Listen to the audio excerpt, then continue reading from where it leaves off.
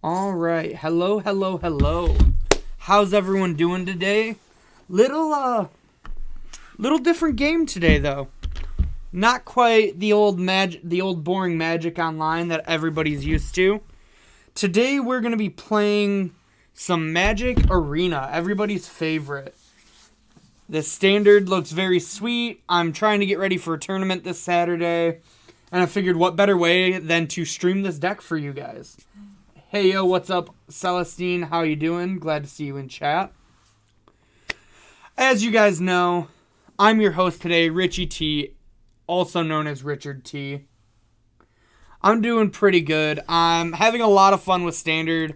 I've been brewing a lot of decks. This is the one we're going to be playing today. I refer to it as Jeskai Heroic. So, the term Heroic comes from back in the Theros Standard. There was this mechanic known as Heroic. And what that mechanic was, whenever you targeted one of your creatures with a spell, they would trigger something. Typically a +1/+1 counter, sometimes they'd make a dude. But the point was, it was a deck built around using things like pump spells to try to get more advantage out of it, which is exactly what this deck's doing. So, I'm going to go over the deck, and I'm going to go over it based off Arena, even though it might not make as much sense. I'm just going to kind of go down the deck list and explain all my card choices. Defiant Strike draws us a card and gives us a little bit extra attack. Sheltering Light is basically the 5th copy of Dive Down, except Dive Down's a little bit better. Dive Down's one of the main reasons I decided to play blue. Being able to get +0/+3 and Hexproof until end of the turn is very strong. It gets around a lot of the removal that Indestructible doesn't with all the negative, and exiling going around in Standard right now. As well as it just really can be a combat trick by giving your guy a bunch of toughness when they go to make blocks. This does scry one though, which is pretty nice. So I could see maybe wanting to play more. That's something we're going to test out. I'm only on 3 Curious Obsession, which I know might seem like an odd number. But I really felt like I didn't want 4 of this card. It doesn't work very well with Feather, but it is still very powerful on our creatures and can be an insane card draw engine. We have 2 Reckless Rage and a Shock for our removal spells. Reckless Rage is... I know it seems weird to play a removal spell where you also have to target your creature, but pretty much all of our creatures will live through this at the point of casting it. But I didn't want, always to have to target. Plus, I wanted something to go to the Planeswalkers, so that's why you see the 1 of Shock. We have 4 Samut Sprint, which this card is really great in this deck. Being able to give haste, a +2/+1, and scrying 1 for just 1 red is super powerful, and it actually kind of can combo off with Krenko, which we'll get to in a little bit. We have 2 Integrity Intervention to end the 1-drops, even though this is a 5-drop technically. The one side is a red-white hybrid for +2/+2, just a good combat trick. And then Intervention is a 4-mana Lightning Helix, essentially, which is a deal 3, gain 3. Now we're going to get to our creatures, which is when we hit the 2-drop slots. We have 3 Adanto Vanguard. Previously, for a while, this was Swiftblade Vindicator, and Vindicator was good, but having the protection built in on Vanguard is really nice. It makes you not have to always waste your spells, and it just makes combat a little awkward for your opponent. But you do have to be careful with the pay for life, so I think it's better than Swiftblade Vindicator, but we're going to test it out and see a little bit more. We have 3 Dreadhorde Arcanist, which has been a really powerful card for this deck and one of the main reasons to play it. So it's a 2-mana 1/3 with Trample that when it attacks, you can cast an instant or sorcery spell from your graveyard equal to its power for free without paying its mana cost, but then you exile it. Now there are some sweet tricks we'll get to with the exile here in a little bit, but so essentially all of our 1-drop pump spells or removal spells we can cast again with Dreadhorde Arcanist, which can be really powerful, obviously. We then have 4 10th District Legionnaire, which is really where the Heroic name of this deck comes from. It has basically what Heroic was, except it didn't get keyworded because they don't want to put keywords into the set that they're not going to use for more than one thing. So this is a really pushed creature, in my opinion. Kind of like the veteran motorist of Mardu Vehicles. This is a 2-mana 2/2 haste, which is already really good stats for its body. But then, whenever you cast a spell that targets 10th District Legionnaire, you get to put a +1/+1 counter on him and scry one. Now, the best creature back in the day for the Bant heroic decks, which were the big heroic deck in Theros Standard, actually had that exact wording and minus haste. And it was probably the best creature in the deck. So for them to just slap haste on that creature is actually very powerful. Next, we're going to move on to the 3-drops, and we're going to get to Krenko. Krenko Tin Street Kingpin has been very powerful for me. He's a good way to go wide, and he also combos kind of hard with Samut Sprint, where you can play him, Samut Sprint him, attack, and get 4 goblins the turn that you do that, which is an insane tempo swing. We have a 1-of Teferi Time Reveler because it works really well with our protection spells, because it makes our opponent have to use their removal in response or on their own turn, and they can never get on top of a dive down with a Teferi in play. We then have 3 Feather the Redeemed, which is the other card that really makes people want to play this deck. For a red, white, white, you get a 3/4 flyer, which is not bad stats on its own, but it has the ability of whenever you cast an instant or sorcery spell that targets a creature you control, exile it instead of putting it into your graveyard as it resolves. If you do, you return it to your hand at the beginning of the next end step. So essentially, it gives us our pump spells each and every turn, which some of our pump spells draw cards or scries or our removal spells. So that works very well as we get to do it every turn.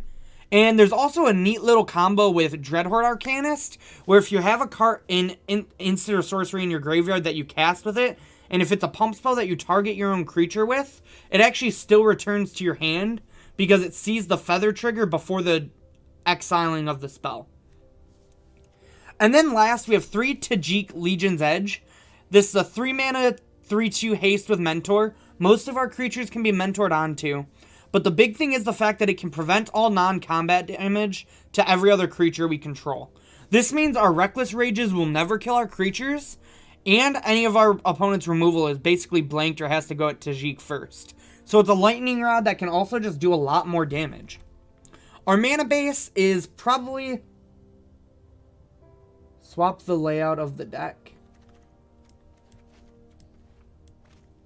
I'm not 100% sure you actually can on Arena.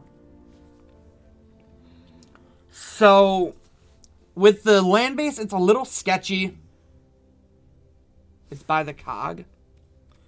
Oh, you mean like change it to the side. I got you, yeah. Oh, and then I could move cards around. Okay, good to know. I didn't realize you could move cards around in this mode. That's actually pretty sweet. Thank you for that, Gavin. So, with the land base, it's probably the most sketchy part of this deck, but I think the cards you get for playing blue are very powerful and worth it. We have a 1-of Plains, which will just help our buddy lands come and play untapped. We have 6 blue-white lands and 4 Hallowed Fountains and 2 Glacial Fortresses. We're on 5 main board blue and red lands and the 4 Steam Vents and the 1 Sulfur Falls. I've been drawing a lot, I felt like drawing a lot of buddy lands was happening in this deck, so I decided to swap the Shock I had on the board for the buddy land I had in the main. And it's helped smooth out the mana base a little bit. It's still not perfect, but I think the spells that you're playing are worth it. And then we have 4 and 4 on the Clifftop Retreats and Sacred Foundries, because we are primarily a red-white deck with just a few blue cards in the deck. So we're going to move on to the sideboard next, which we'll start with 2 Spell Pierce. Ian, thank you for the subscription. That's super awesome. We all appreciate that here. So, we have 2 Spell Pierce in the sideboards, which will help against the control and combo matchups. It's just a small counter spell that we get to use to try to protect our creatures and hopefully throw them off tempo. We have 2 more Shocks, which we were boarding in the matchups where we just want an extra removal spell, but I've also been boarding it in against Nexus a lot, because I just want to try to race Nexus as fast as possible, and sometimes a Shock can just throw the race in our favor. 3 Tecatli Honor Guards, so that way we can stop the ETBs of decks like Green-Black or Sultai. 2 Lava Coils for additional removal spells for things like Arclight Phoenix and Rekindling Phoenix. 2 Dovin's Veto for an uncounterable negate. Our mana base can support this card, and I think it's a huge upgrade from negate. Not being able to be countered is amazing when you're trying to counter something like a wilderness reclamation or a board wipe that might stop you in your tracks. We have a second Teferi. I'll make sure to tell him that. An extra Teferi for the Nexus and Control matchups to make them play more on their own turn. 2 Ajani, Adversary of Tyrants. This is one of my most recent additions that I've actually felt is probably one of the better additions I've put into the deck. Just having a Planeswalker that, one, is a lot of pressure with his plus. His ultimate just wins the game. And his -2 is a recursion for a creature. So it just, like, pressures a lot of the control decks and a lot of the mid-range decks. Hey, man. I'll take any commission I can get. And then I felt like I wanted to go up to 21 lands when I'm on the play and bringing in Ajani. On the draw, I think 20 is fine. But I have a Sulfur Falls in the sideboard for when we're on the draw. Or when we're on the play, I'm sorry. So we're going to get ready and we're going to jump into a constructed league here in a second. But before I do that, I just want to hop over here and tell you guys to check out momsbasementgames.tcgplayerpro.com. It is the best place to shop for anything you need from Standard to Modern to Legacy. For your Llanowar Elves, your Runaway Steamkins, your Ops, or your History of Benalias, for whatever format that you personally play. If you're watching on YouTube, make sure to check that description box down below for all the information I'm going to give you. But try to tune into our Twitch at some point. We'd super appreciate it. Give us a like on Facebook, as well as like, comment, and subscribe from our YouTube channel. Feel free to tweet at us at momsbasementmtg. And all of you guys in Twitch right now, thank you for joining. But I would also appreciate it if you check out our YouTube channel, where we have the best Standard, Modern, Legacy, Pauper, and Commander content now. On top of that, I would really enjoy it if you guys gave me a follow on Twitter. My Twitter handle is at RichardTMTG. I talk about Magic, League of Legends, my friends, everything else I do in my life. Feel free if you ever want to talk to me to hit me up. I'm always willing to talk. And that's about it. Ian want to do a Mythic race this season.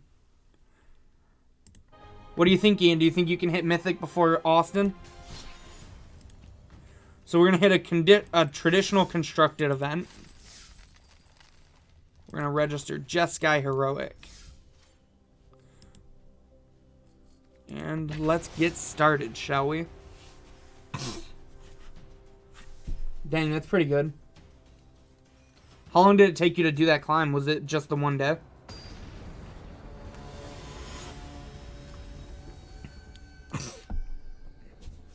Alright, we got our first opponent. I would love to be on the play.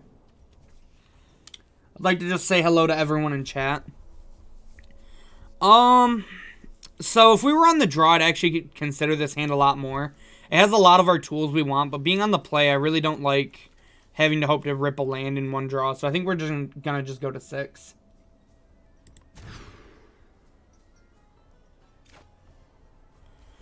So we can play Dreadhorde. We really want to rip some white sources for this Feather and Adanto Vanguard, but I think we're gonna go ahead and keep. I'm actually gonna keep the Curious Obsession on top because it's just one of our best cards.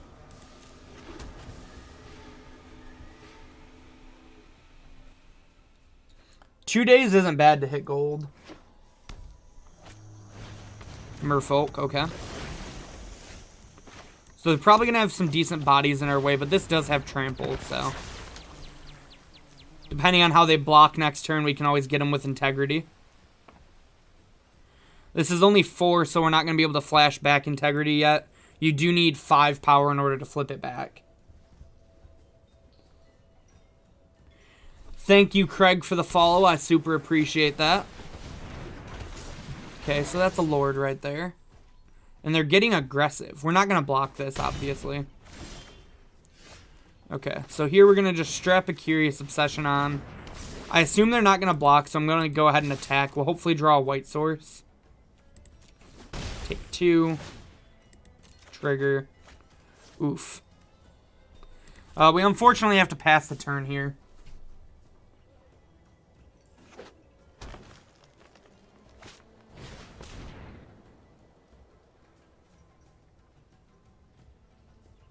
really? You get more styles for hitting platinum?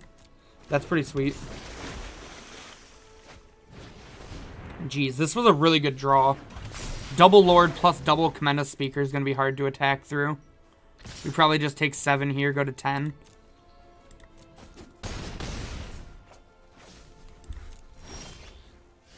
Alright, there's our land, though.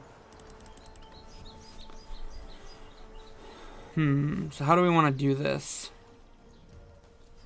We can't really attack in that well unless we pump spell.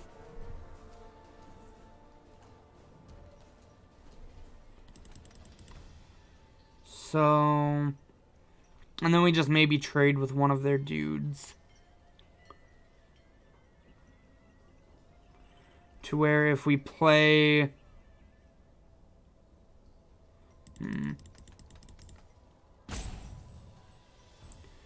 Play this, pump, attack.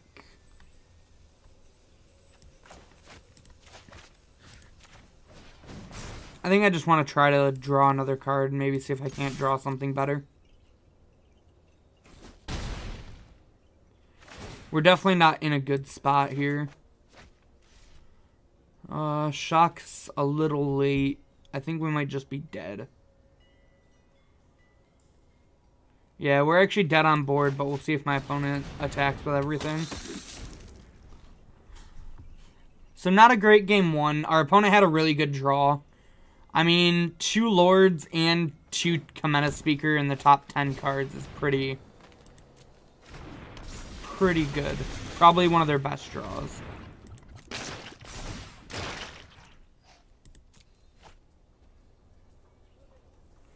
Oh, Vraska's Contempt would have been sweet to have gotten. The art on that card is great.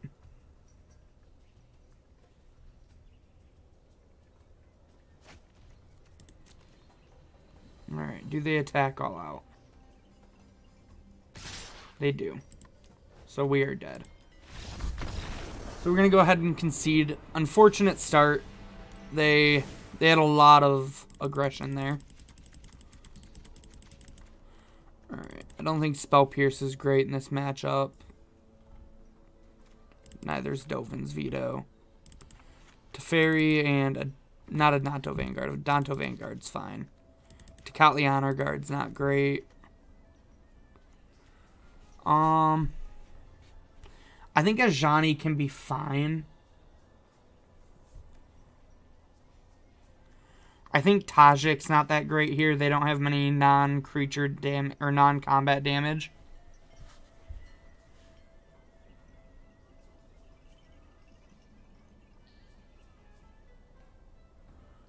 Incubation Druid and Terramander this month. They're doing pretty good cards for that then. So what do you guys think the last 3 cuts are? I feel like Krenko gets outclassed, but I feel like we really want to try to go wide against our opponent.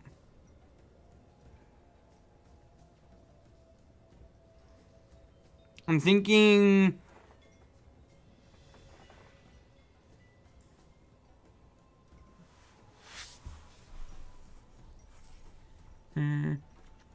I think a Danto might not be that great here, actually. Their guys grow out of him pretty fast. So I'm thinking about just running it like this, but we might be too creature light now. 4, 8, 9, 10, 11, 12, only 13 creatures. I think that's too light.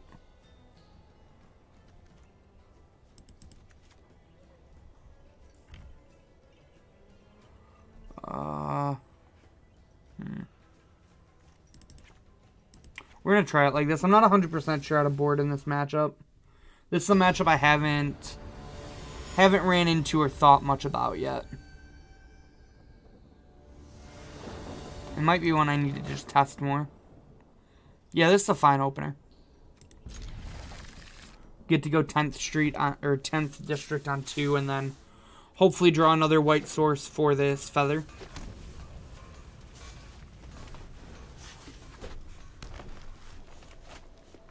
Incubation on 1. I wonder how the split cards look in in what's it called? In a style. You don't think they'll do them? Yeah, it's probably like not easy to do split cards, honestly.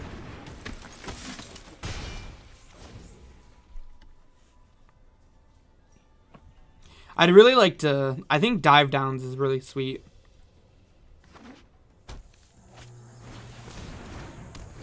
Yeah, they're adding... I think they said they're adding sleeves for the Japanese planeswalkers.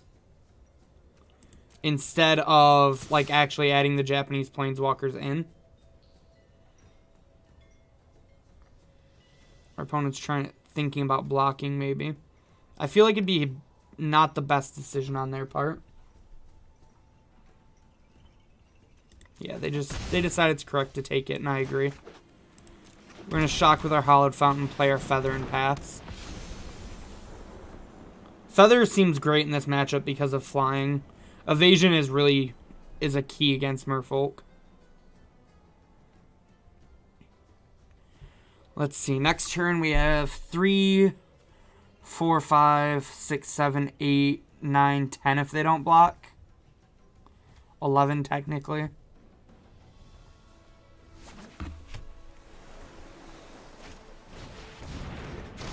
Ooh, Kumena. Kumena's a pretty good one.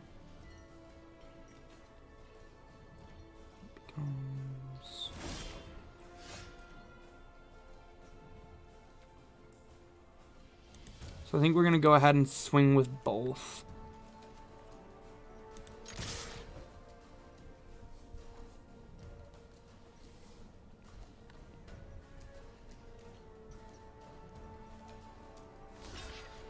Okay, they block. It's going to be pretty easy to overrun this thing. Oh, they're rethinking it. They decide not to. So here we're gonna try to draw a land off this Defiant Strike here. Bam.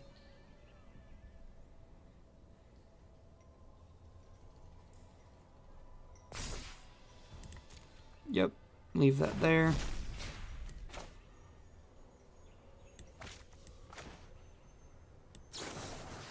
Then we're gonna Defiant Strike. We're gonna just go in and get as much damage in as we can.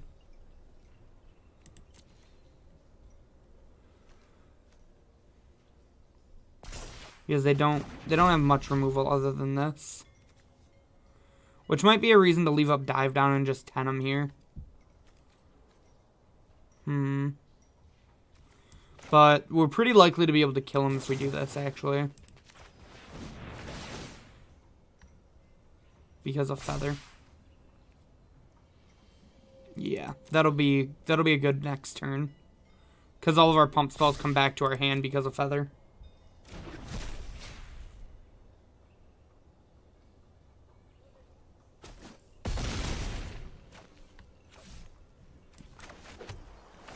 So Feather's now lethal, all of our pump spells come back, and we're drawing a Dreadhorde next turn. So even if they kill Feather, we just, like, have something else to go in on.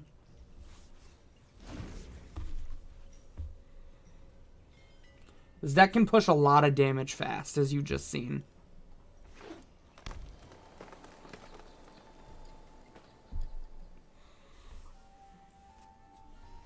The original list from SCG I was basing this deck off of actually wasn't playing Feather in the Jeskai list. And I felt like that was kind of crazy. I think Feather's just like the best card in this archetype.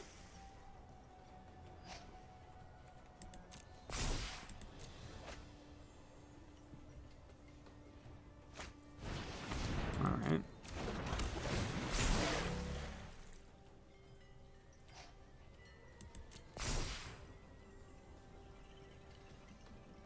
Bolus is what, out of curiosity, Austin? Also, thank you to the 11 people in chat in viewing right now. I hope you all are having a great day and enjoying the content. How's everybody doing? Feel free to interact in chat a little bit.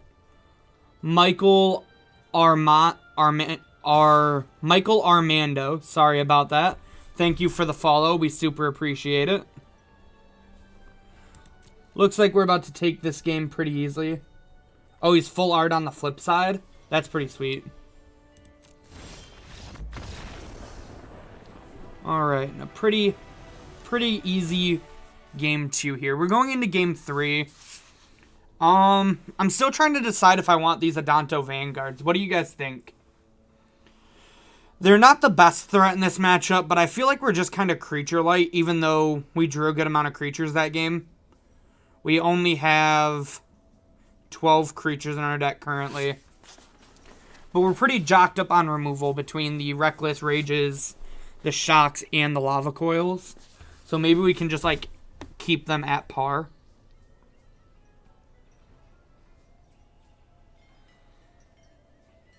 I could maybe see trimming a Dive Down for an Adanto Vanguard. What do you guys think?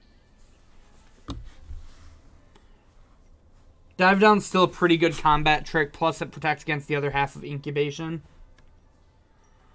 But we're also really creature light right now.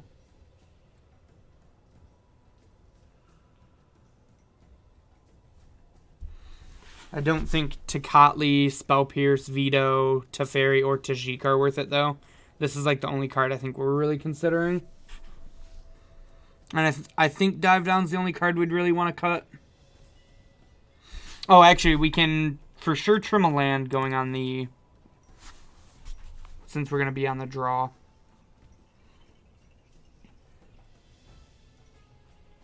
So now we're at 13 creatures. Do you guys think 13 creatures is enough? Or do you think we should trim a Dive Down? I think I like trimming a Dive Down. I think 14 creatures should be pretty good. 2, 5, 6, 7, 8, 9, 10, 11, 12, 13, 14. Yeah. 14 creatures plus the Ajanis, I think, is a pretty good number. Alright, we got Josh's approval. That means 14 is definitely going to be the correct number. Also, Josh, I was told to talk to you about giving me part of the money for subscribers. They said I should get some compensation for that. Aw, snap. Nate's back. What's up, Nate? This hand's a little weak. It's a little slow, but I don't want to go to 5.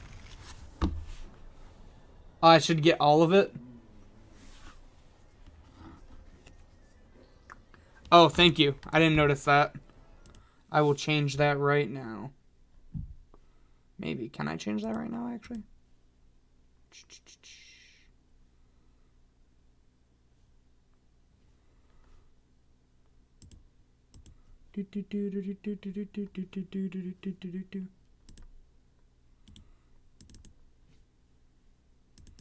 Thank you for pointing that out.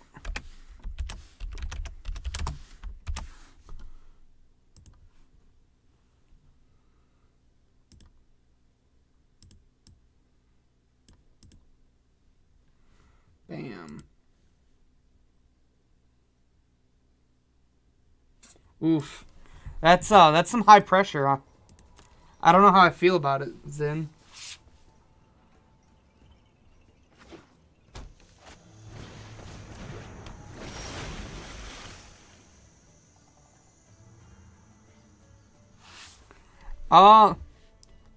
He's probably not paying me to stream as much as you're getting paid to watch right now, to be honest. I heard that factory life is pretty nice.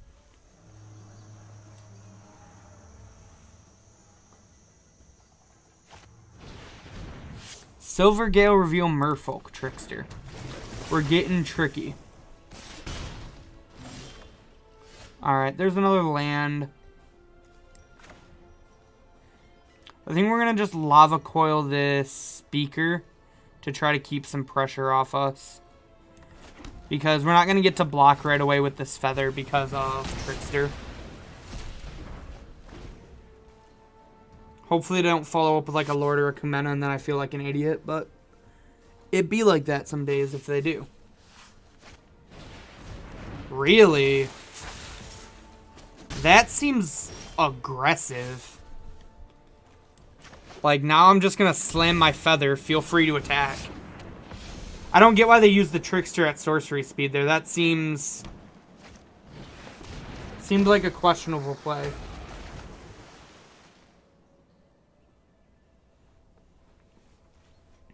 Where are you working at right now, Austin? Or Celestine, as I should say.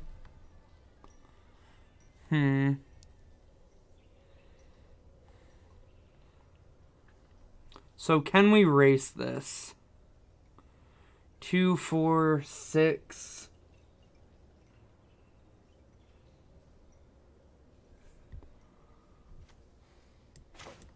I think we're going to lead on a Defiant Strike just because it's a draw card here that we get back. See what we draw and then go from there.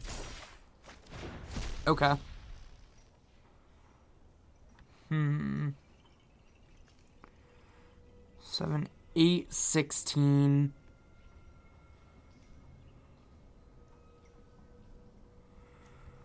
Two, 4, 6.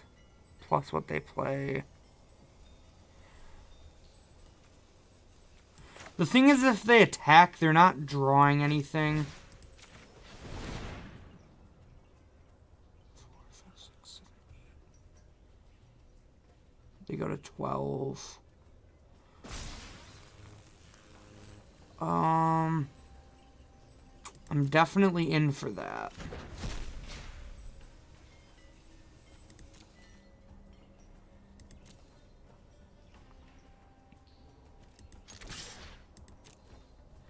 So 6.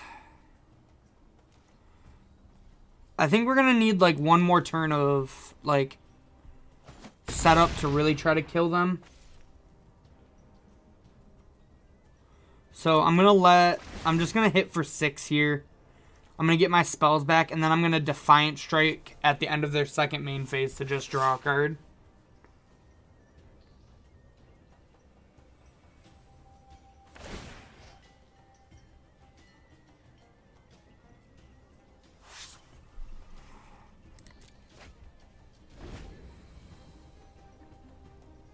Yeah, Amazon Prime, also known as the Bizu Bucks. Is it Bizu or Bezo? I think it's Bezo. Well, you should have used yours on me, Austin.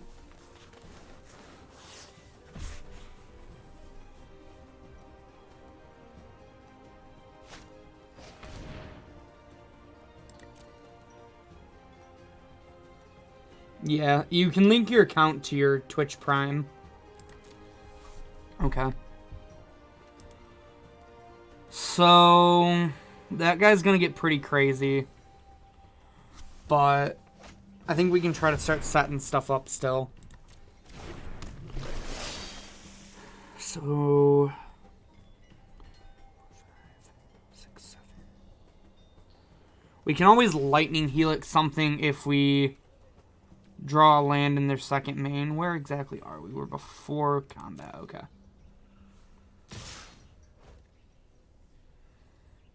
Interesting. They're going all in instead of choosing to draw a card.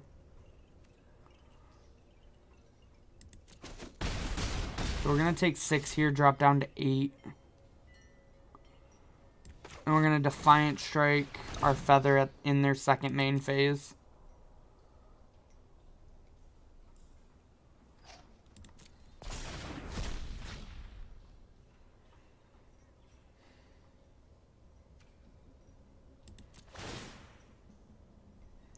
We get back Defiant Strike.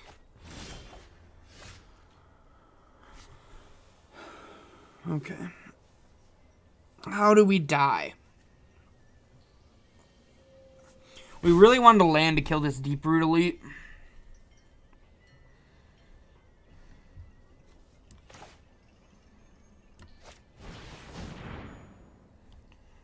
I think we have to just sit back this turn.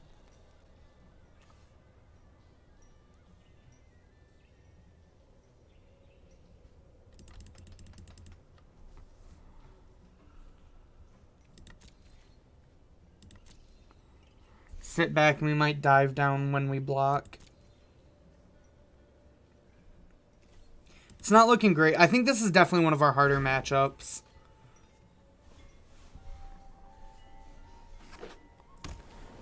Just because they go wide and they have, like, so many, like, ways to... They go wide and tall with, like, Deep Root, Elite, and Kumena. So they're kind of doing what we're doing, just with more creatures.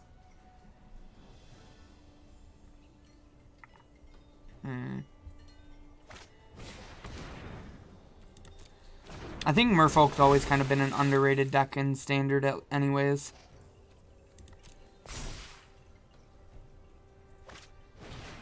Yep.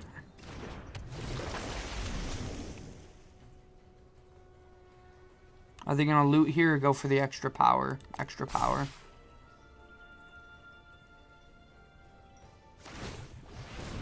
Then they adapt.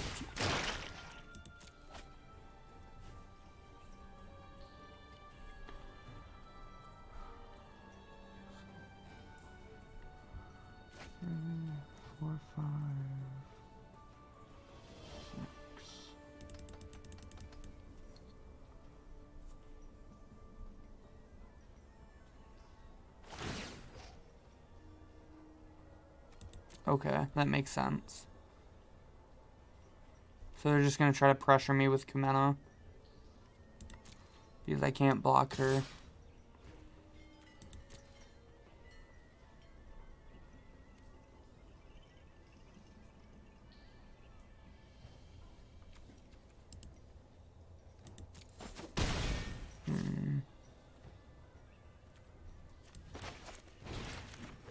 Defiant Strike, Feather. Try to dig a little deeper.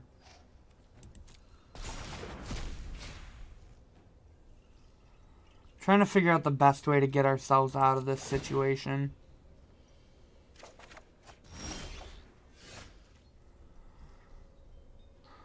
So next turn they swing all out. We're very dead. If we play a creature, we can block, block, block, and still die.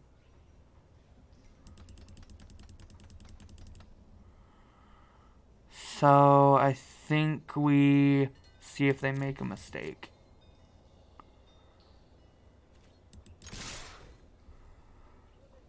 Three, 4, 5, 6, 7, 8, 9, 10, 11, 12, 13.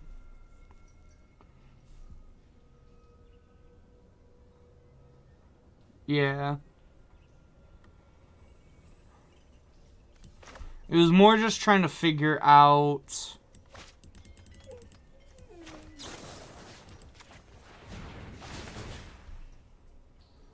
how we survive, and I just don't think there is a way, unfortunately.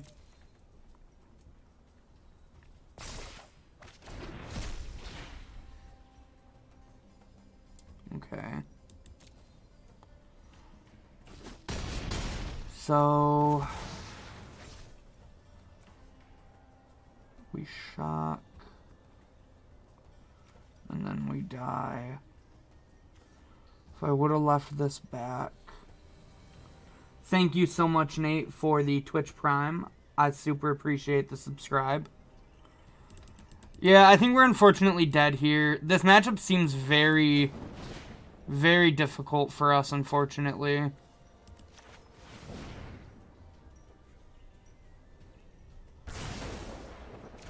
I think...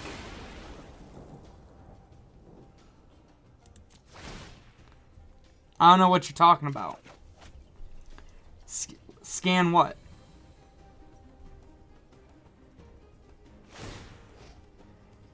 Okay.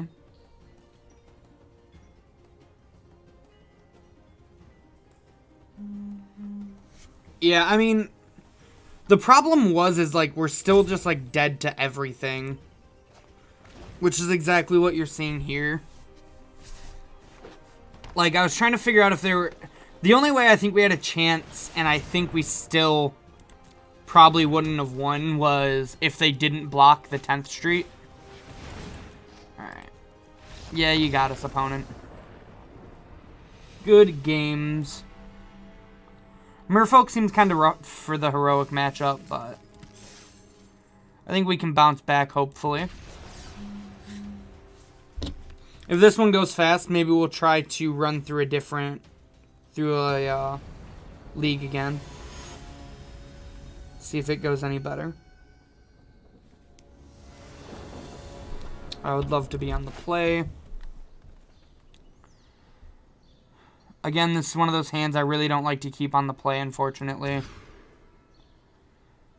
This we need a red source, but it's much better if we find one. Bottom that. Like I said at the beginning, the mana base is the toughest part of this deck. Everything else is really powerful and really smooth. Looks like we're facing a zombies deck, maybe. A red creature's not what we wanted. We might be Defiant striking our opponent's Diregraph at the end of turn, just to try to find a source. Yeah, it looks like a zombie deck. Maybe mono black, maybe splashing red. We shall see. So yeah, this feels bad, but we're not going to be using it for anything else. We may as well try to cycle through our deck to draw land. There it is. Alright, now we're in business. So here, I think we're going to play the land and play the 1/3 because it's what blocks the best.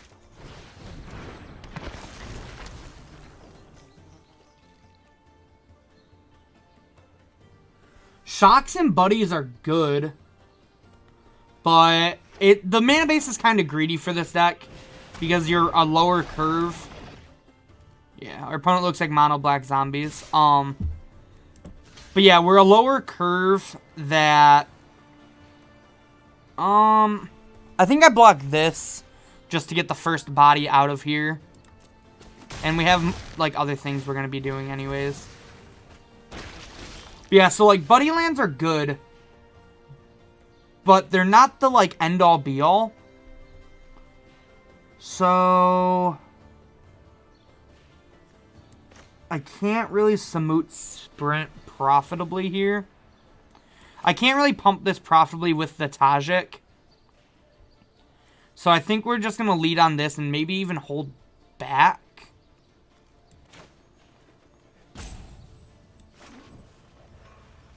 So, I think we pay 2 life. Play 10th District. And then I think we just pass to try to, combat trick our opponent.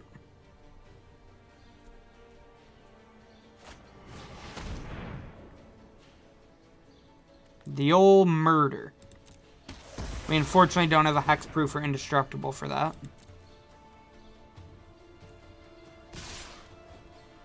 Alright, our opponent attacks all out. We're just going to block the 2/2 here. And then we're going to Samut Sprint to put the counter on it, plus keep it alive. I'm down to draw another one of these since we can just use it as Lightning Helix.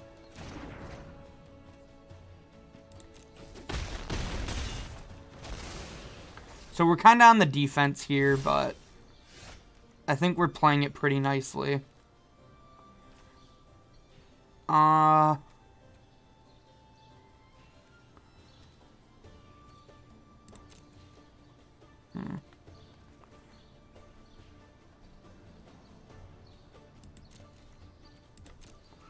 We're not going to attack. I want to keep this 2/2 back. If they play another murder or something, this is obviously going to feel bad, but... Discards a card. Whenever an opponent discards a card, that player loses 2 life. Feather's been great. It's probably one of the best cards in the deck.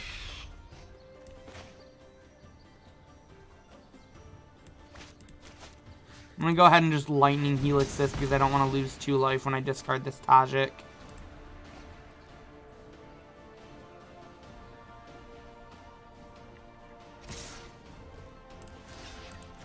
That attack seemed kind of bad.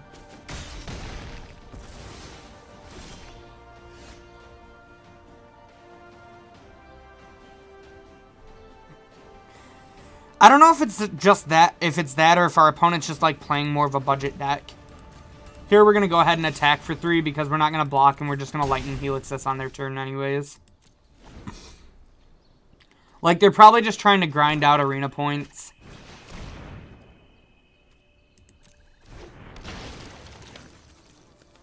I am. I'm doing the MCQ at RIW this weekend. I need to figure out if I can pre-reg yet for Frankenmuth because I want to go there. And I plan on hitting up the Pando MCQ. I want to go to as many MCQs as I possibly can. They're playing Deadweight in their deck.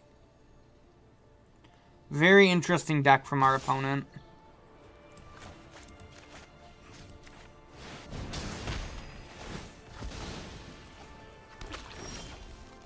So, I think Nexus is a very powerful deck. I actually don't think the white is needed now that they printed Tamiyo.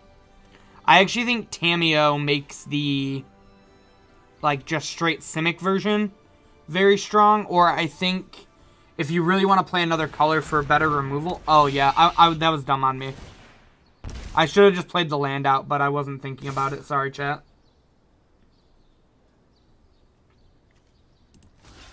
As bad as we have pump spells, though. I think we're going to just take this. Or we'll draw another creature. Yeah, Dovin's Veto is very powerful, but I don't know. I think I like having the removal in red if I want to play a third color. Or just having a super consistent deck, which is what the Simic version is. Our opponent's deck is something else.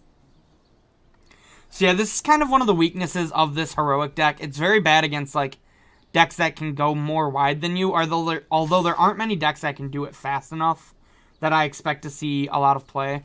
I don't expect to really face my opponent's deck again. It kind of just looks like more of a budget deck that they're playing for her because it's the cards they own.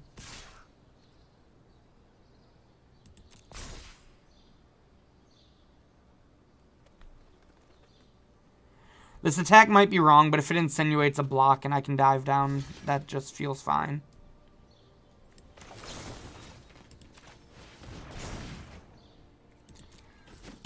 So we essentially got to kill that Saproling for free. Yeah, and Blast Zone and Tamiyo are the reason why I don't think you need to play a third color anymore. Originally, I really liked the Bant, and it's actually what I played at Dallas last season. Okay. Sure.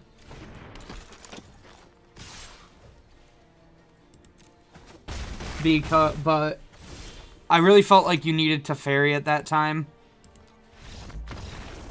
We're just, Merfolk I'll accept is a real deck. I don't think our opponent's deck is, a legitimate deck that I should expect to play against. But, yeah, the reason why I liked white is I really wanted to, card advantage card, and that's what Teferi gave you. But now I feel Tamiyo is just, a better card advantage for the Nexus decks, because it digs you deeper and can potentially draw you more cards. So I think we want all of our removal. Tecatli seems very medium, because it's mainly when it dies triggers. Teferi did not seem good. Ajani's interesting. I think I like him. Again, they don't have much non-combat damage, so I think we're going to cut this.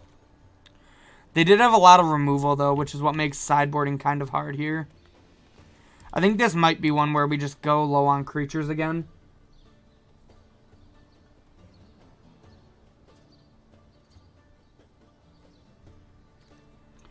Memorial of Glory as a win con. Let's look that one up, shall we, chat?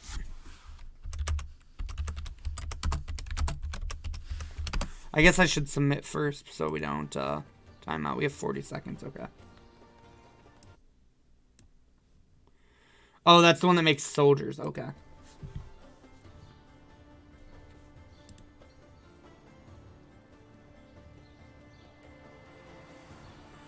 Because our creatures are going to be worse than theirs no matter what. And Adanto Vanguard doesn't do enough in this matchup. That's the reason why I think we're going low on creatures. Our creatures be boarded out aren't going to stack up against the creatures that they're playing, because they're more for like the control or the removal heavy matchups. We just want our impactful threats. We've drawn a lot of one-landers. Okay, this hand, we need another white source, but if we draw a different creature or another white source, this hand's very good. Like, I'm not sure what else I'd rather take out, like, especially in this match. Like, I think it was right to keep the Vanguards in against...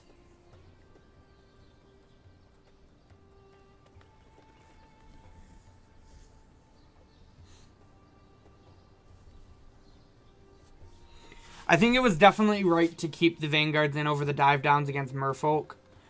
But I think we're going Mythic. I think in this matchup, they're definitely not worth it. Because, like, we're going to have to just keep paying 4 life against the derpy mono black zombie deck.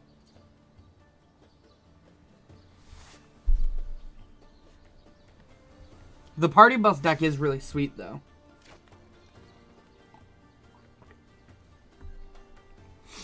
Alright, we're going to keep this. We're going to put a dive down to the bottom. And we're going to lead on a Sacred Foundry tapped. The real question is, though, are we going the distance? Are we going for speed?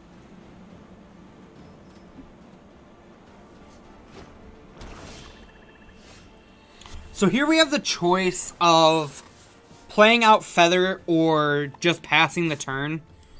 Typically, I'm one to want to be more proactive, but since our opponent hasn't really done anything, I kind of just want to... play Feather with protection up. I am all alone in my time of need.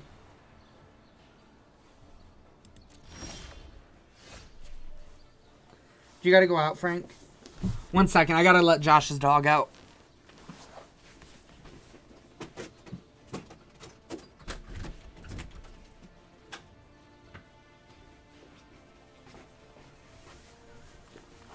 All right. We are back. So we can block this pretty well with Feather, so I'm just going to play our land and then run out Feather.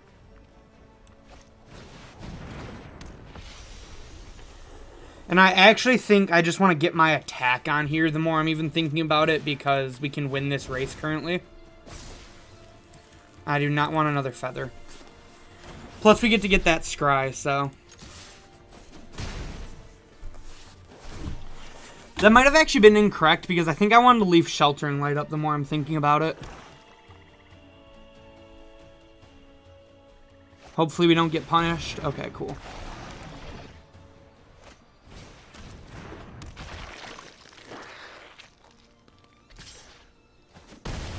So we take 3 here. Ooh.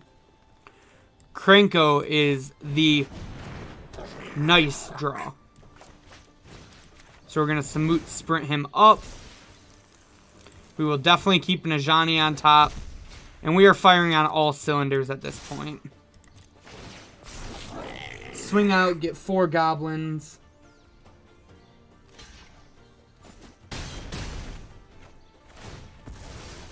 Our opponent blocks, that's fine. They took 3. We just put 4 goblins into play. We get our Samut sprint back again. That do? Whenever a non-token creature dies, create a 2/2 black zombie. Ooh. Spooky opponent. We are just gonna jam.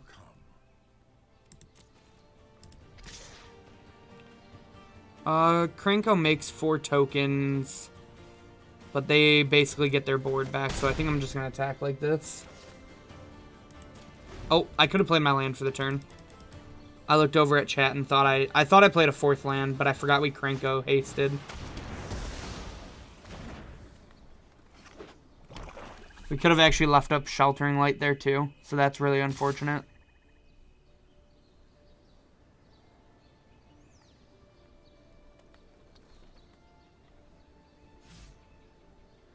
Yeah, I wasn't sure why our opponent was thinking about attacking there. So now, I think we can just put this into play tapped. We can lava coil this, which shouldn't trigger anything. We can then plus a Johnny on Krenko and a token. See in yourself what I see in you. And then we can Samut Sprint Krenko again. Scry this land to the bottom. Go to combat. Attack with Krenko and this token, then get 7 more tokens. Krenko's just popping off this game.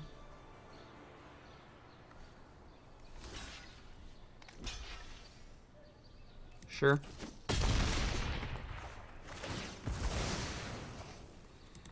So they get a 2-2, but our board is way better. So even though I had that small misplay, I think we're still gonna be fine. We get to make our Krenko indestructible here. No murder allowed.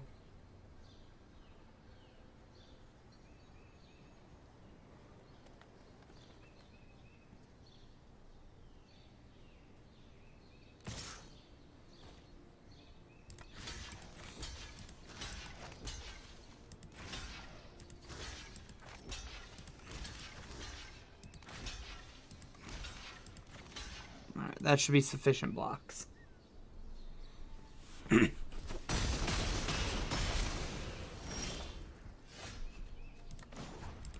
Roll up a Johnny. Deliver us to victory. Just for some style points. Bash in. Alright. Game 2 went pretty good. So yeah, as you see, like, we just want to try to answer what they play early and then have a lot of harder hitting threats. That being said, because we're going to be on the draw, I like taking out a Sulfur Falls here and then bringing something in, but I'm not 100% sure what. I'm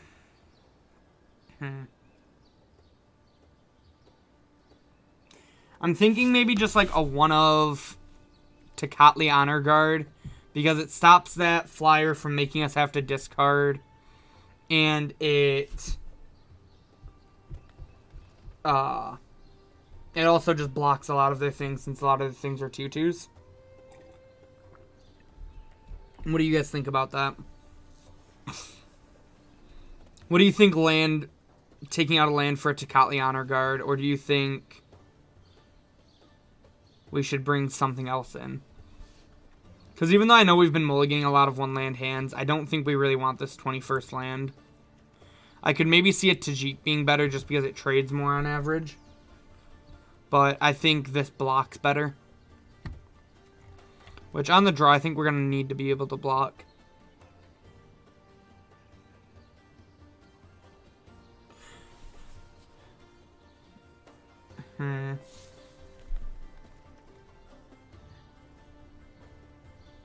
Yeah, Tecatli might have been fine against Merfolk.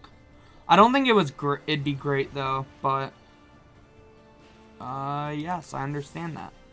I've understood that the past couple games we've played.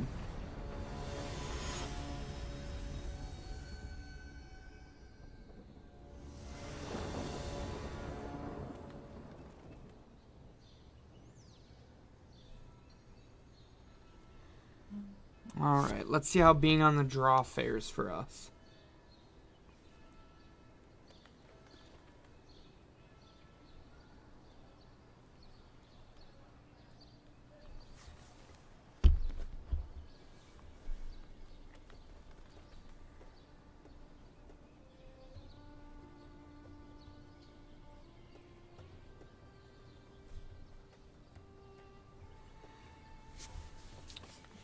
Opponent maybe stepped away from the computer for a second.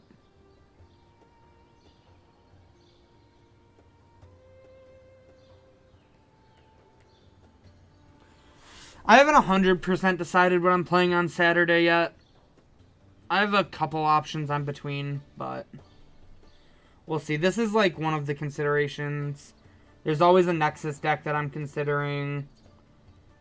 There's a... I just haven't been able to test the blue-black tempo deck because we don't have the stuff... I don't have the stuff on Arena. But that deck does look really sweet. Uh-oh, I think our opponent may have had to go away.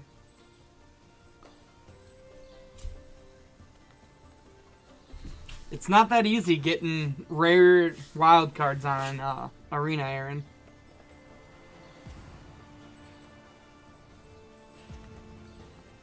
The Arena grind. It's 3 hard, exactly. Unfortunately, I think our opponent is not going to show up. I'm definitely not going to keep a 5-lander with some of our weaker spells. But we have to mulligan to 5, unfortunately, and I think we have to keep this. And we need a land.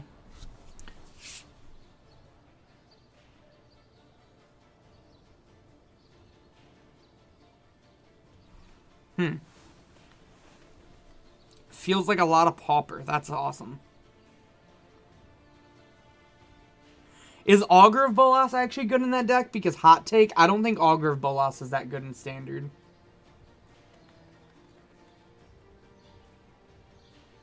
Do you think he's good or like do you think he's just good or do you think he's good in that type of deck? Okay. I can see it being correct that he's good in like that style of deck. Because like you said, it is very paupery. But like all these people jamming it into like Nexus and stuff, I think is... I actually like from testing it, I don't think it's actually correct.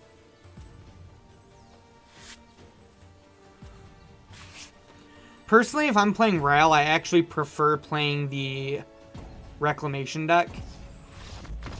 Well, kind of an unfortunate end to that match, but I don't think that was a deck that I was going to gain much from testing against either, so hopefully we get to play some more games, though, as we step back into the queue.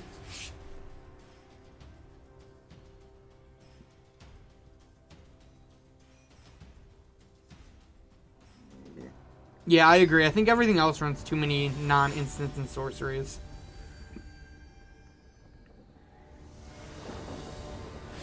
Alright, we would like to be on the play.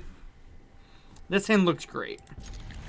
We have 2 lands, a threat, a bunch of pump spells, some removal. Let's get it.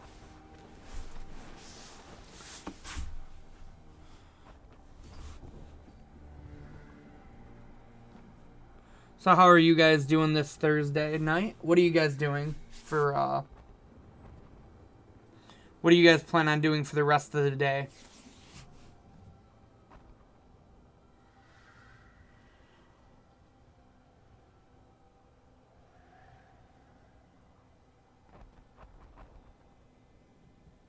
That seems real deep. 3 ego seems really deep.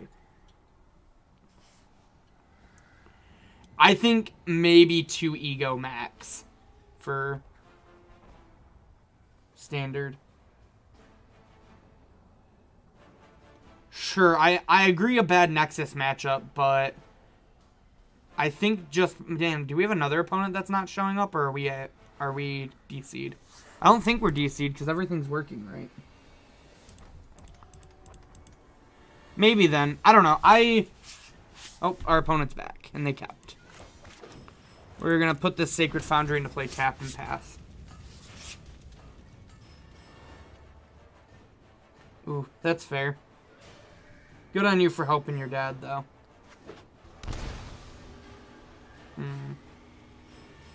Could be just about anything off that. I don't like running our threat out here, but the fact that we don't have a guaranteed 3rd land, I think we just need something to Defiant Strike.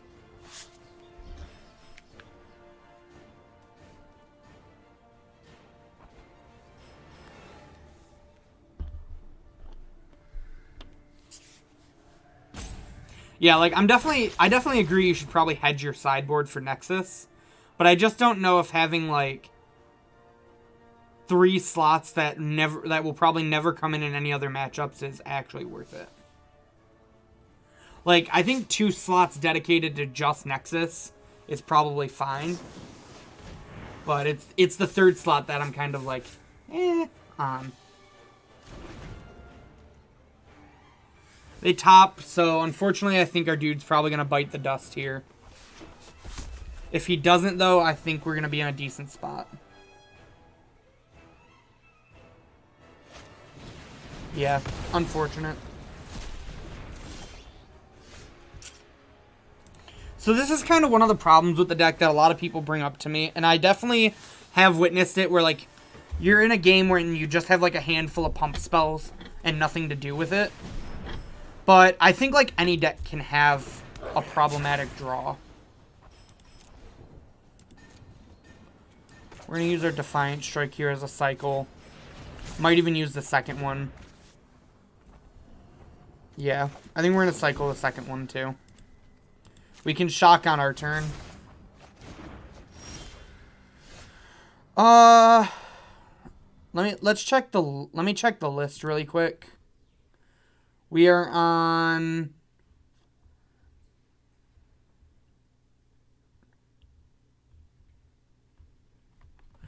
We're on 20 things that target our creatures, but 2 of them are removal spells and 5 of them are protection spells. I mean, yeah, like, I'm not saying that the deck will never, like, shouldn't have that issue. But I also think the deck is still fine. Like, every deck has its flaws. If our opponent's Phoenix deck doesn't draw a way to pitch Phoenix, it's going to be clunky.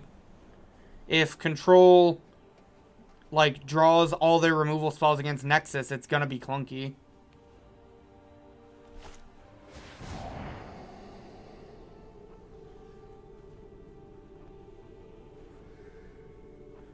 Like, I could go up to the 4th copies of, like, Adanto Vanguard and Dread, but I've had a lot of games where I just have, like, 3 or 4 creatures also.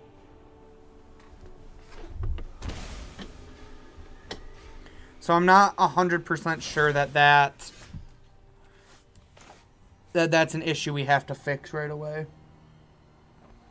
What's the most important card?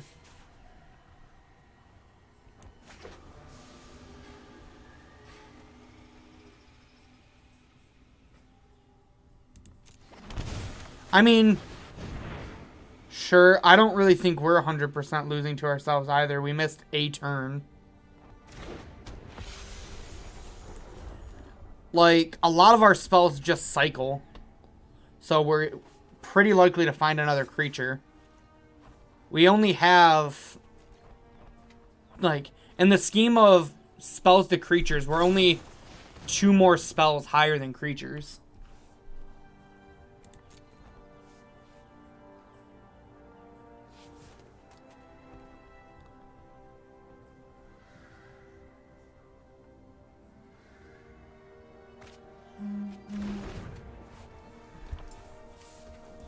The door's open. You can get out. Frank's over here whining. Well, the door's cracked, so she can get out if she wants to. Beacon Bolt. Yeah, I think our hand's fine. I just want to dive down this.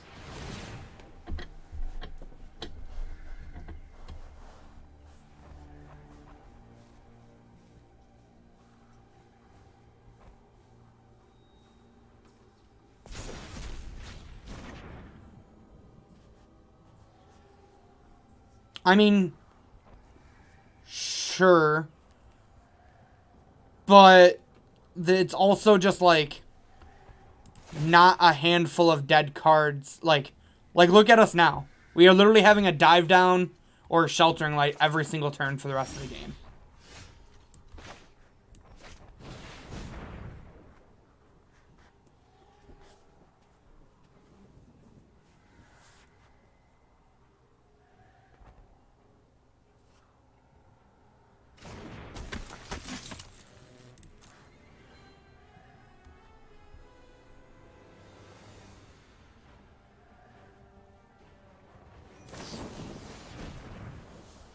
Hey, John, what's up? We're just gonna use our dive down again here. We get it back anyways. Yeah, like, Feather's insane.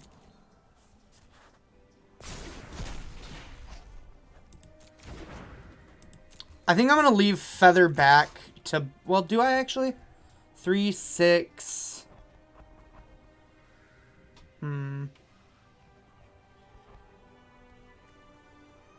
No, I think I actually attack with both because I think we're actually racing a Phoenix.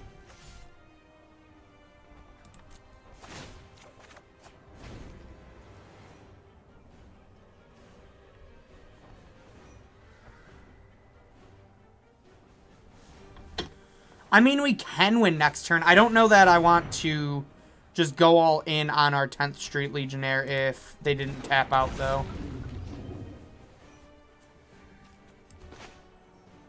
Like, I'm going to use this here now because I don't want them to be able to draw a land. Ooh, hello. Yeah, I'm cool with that.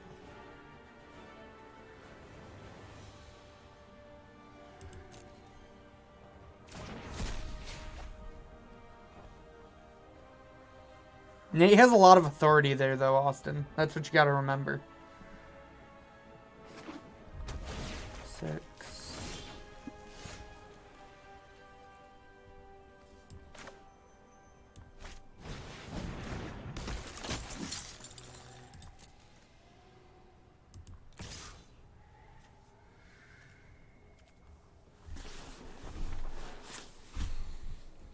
I don't want to attack with this, actually. 4, 5, 6, 7.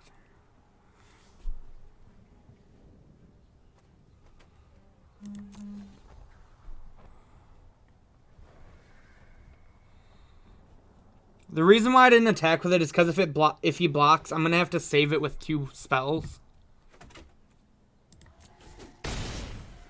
And I think we were just like winning the longer game here.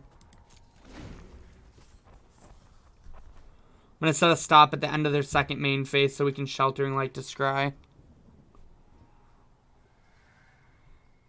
If he spends much mana, that is.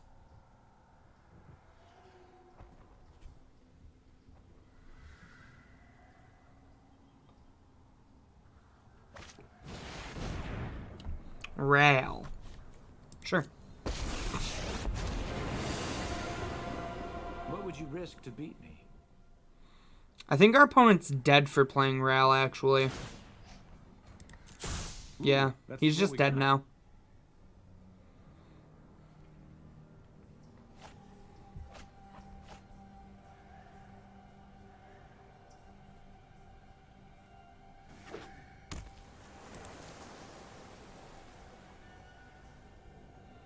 Alrighty.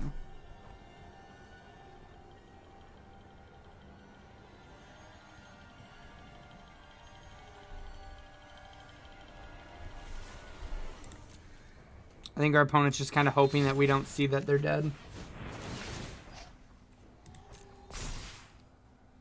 We're going to bottom in a Danto Vanguard here. Bottom another Feather.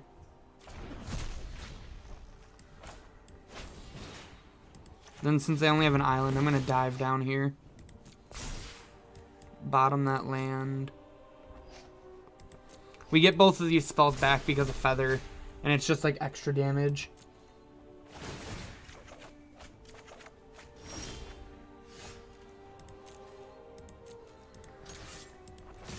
Now I go to combat, swing all out at them. And then they dead.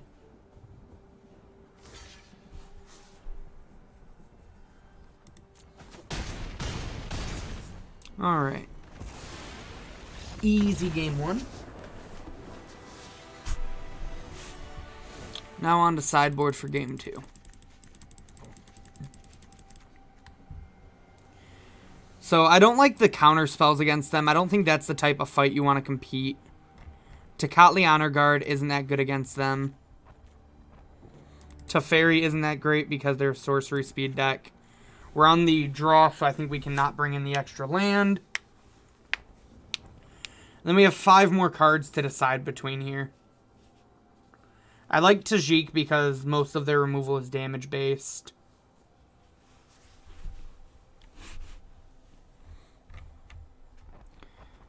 I could maybe see trimming on, like maybe taking out, not playing Shock in this matchup.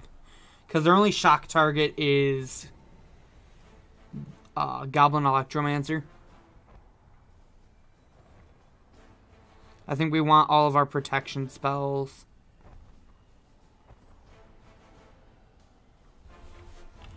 So right now I'm thinking we take out Shocks.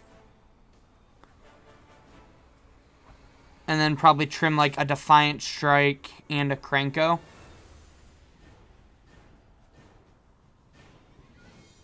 What do you guys think about that?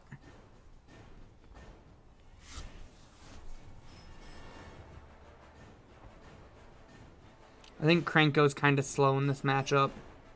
So I could maybe even see leaving in like a Shock for him. Maybe doing something like this. What do you guys think?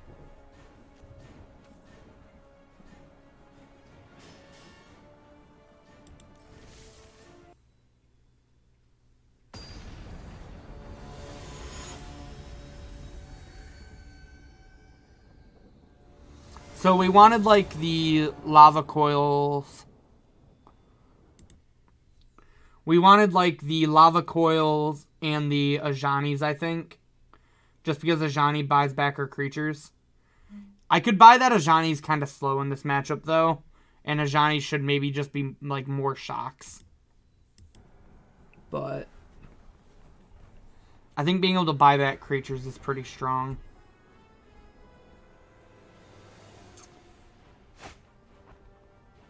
This hand is the Heat. We're going to go ahead and keep. We got our Curious Obsession, our Legionnaire, a Feather, and a Ajani. We just got the whole curve here. We drew a Samut Sprint. That's pretty good. I think we're going to play Sulphur Falls on turn 2. So it doesn't really matter which land we lead on. I like Sacred Foundry in case we draw another buddy land. Then we don't have to shock ourselves necessarily. Discard the old birdie. We're going to get 10th Street or 10th District in there. I always want to call him 10th Street for some reason. Is that like a magic card or something? Does anybody know? I don't know about the pickle juice, but I can sure as heck go for a chicken sandwich right about now. Yeah, I knew 10th Street. I was thinking there was something else. But maybe I'm crazy. Interesting.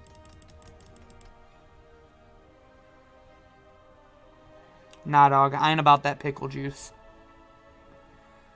So... Do you guys think we just play Feather here? Or do we try to hit for some damage? And we get 2 scries.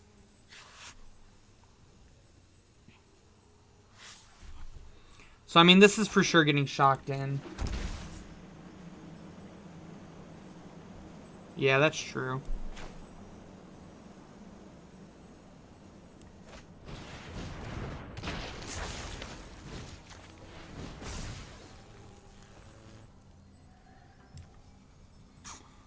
I actually kind of want that because that lets us play our Ajani. And so I'm actually not... I'm going to decline to cast this. Because if we cast it with Feather, we get it back to our hand.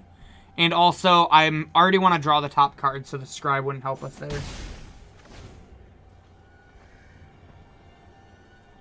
Huh. Yeah, maybe I'm thinking I'm getting like 10th Street and 10th District mixed together. And just kind of combine them in the old noggin. We're definitely probably getting birdied this turn. The question is how many birdies. And then I think our next turn is going to consist of feather, a strap, a curious obsession on a dread horde, and start flashing stuff back. Flashback the Smoot Sprint. Unless they kill this Arcanist. Okay. Do they have the third spell, though? I assume they do? Yeah.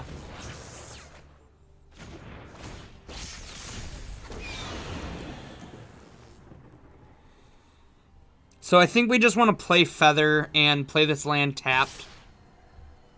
But they have Beacon Bolt, so maybe not. 1, 2, they have 4 instants and sorceries still. I actually don't think we want to do that then. Yeah, I think I like Tajik with a Curious Obsession.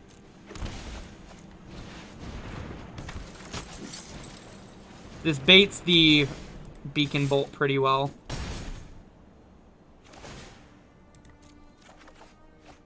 Okay, 5th land drop.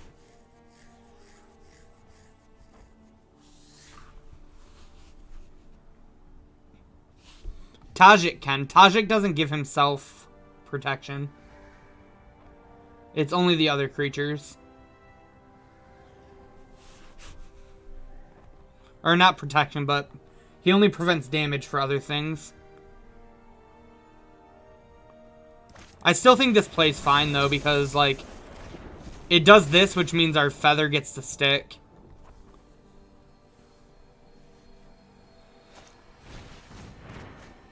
We just need him to not have, like, another bird here. Rip. He already has the other bird. Yeah, we might be dead. Yeah, we actually are just dead. I don't think we really had any play that could win us this game. They just kind of had 2 Arclight Phoenixes. Like, my problem when testing this deck, if you don't draw an Arclight Phoenix, your hands all feel horrible.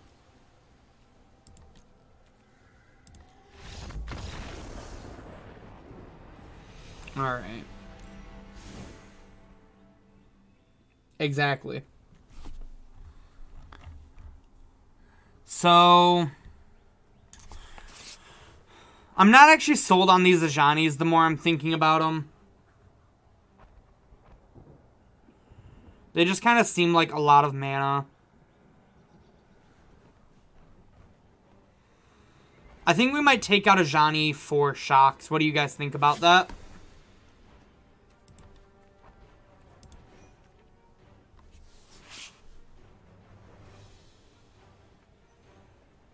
I just don't know that we want to play the Days game. Or the quote-unquote Days game.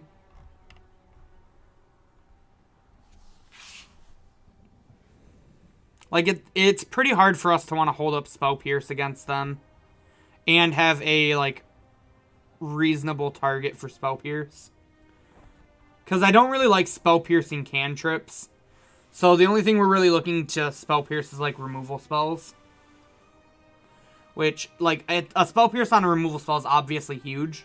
But I think, like, a Dive Down or Sheltering Light is about the same thing, except it also makes blocking better. That's fair. Chart, of course, is better than, like, the average cantrip. But I think we also kind of want to... I think we need to be a little aggressive in this matchup.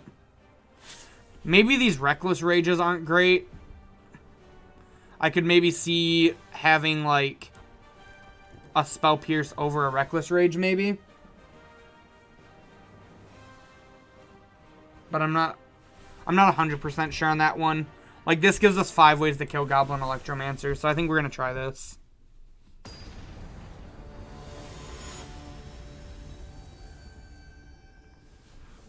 Hopefully we can get there on the play.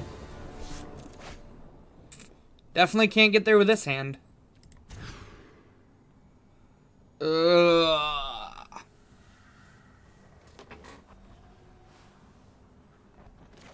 chat, what do you guys think? Do you think we hope to scry a creature? Yeah, I agree.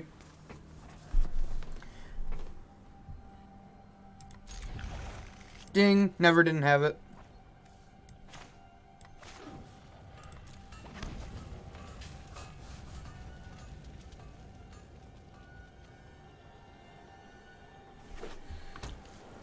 The question is, are we playing it on 2 or are we holding it? Because we can grow it out of everything but lava coil range if we wait till turn 3. Hold, I agree.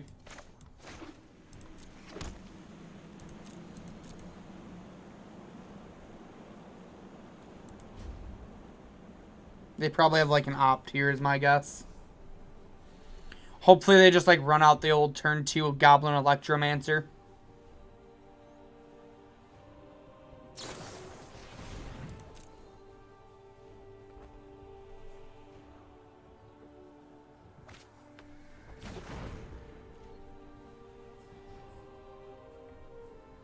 Spell Snare would actually probably see a lot of play in Standard right now, honestly.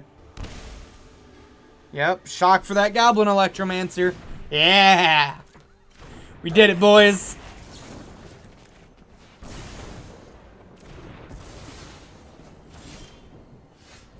Alright, now we get to play this.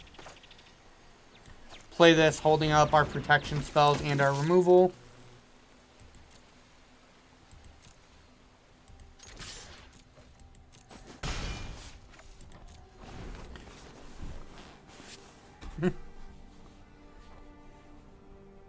The puns in chat, I can't handle it.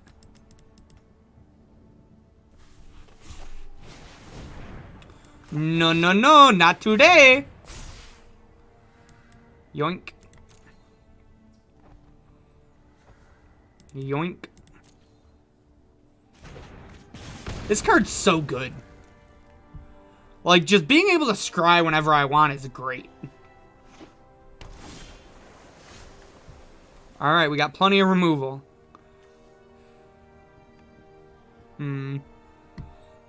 So I think I want to hold up this Samut Sprint again because it protects from another Lava Coil.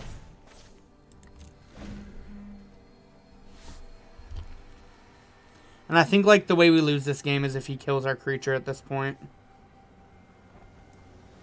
Surprise, surprise, the way the heroic deck loses if you kill its creature.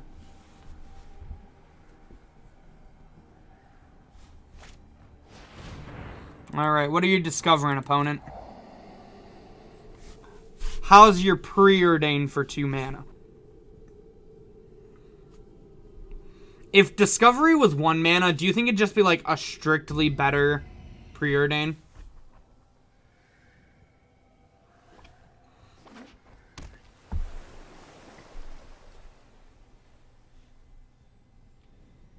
Do you think it'd be too good at 2 mana? Or at 1 mana? Really? You think it'd be better than Ponder? That's a steep statement.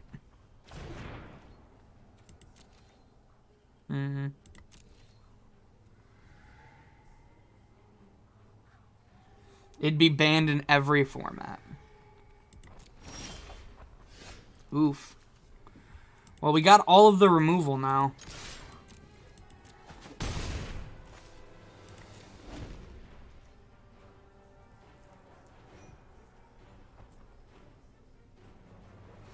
You think it'd be banned in it'd be restricted in Vintage even?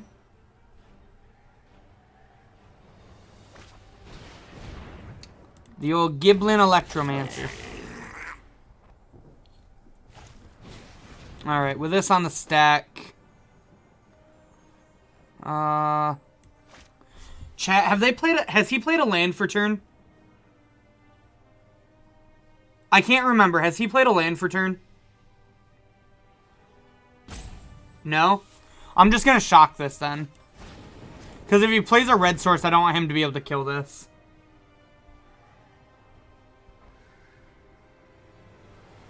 Thank you, guys.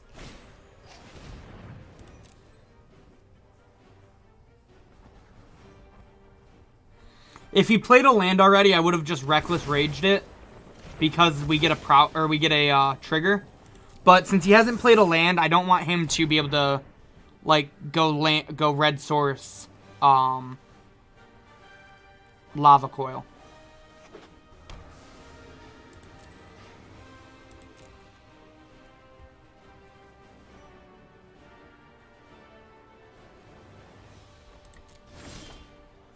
Ooh, there we go.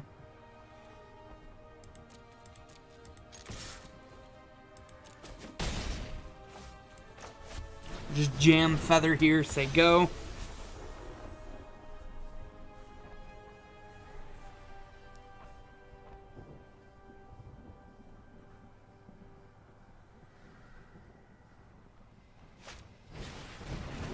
Alright, the Goblin's back. The Goblin came back the very next day. Oh, the Goblin came back. Thought he was a goner, but the Goblin came back. He couldn't stay away. Don't you know the Goblin came back? Sorry for you guys having to deal with my horrible singing there for a second. 3, I think we might have lethal. 3, 4... Yeah, we actually have lethal now. That's fair. I'd mute me too.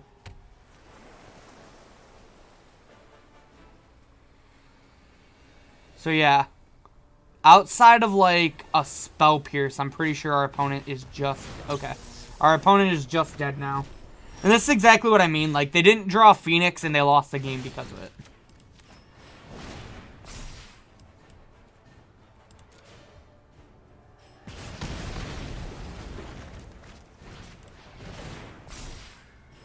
I would love a Tajik, though. Not that it matters.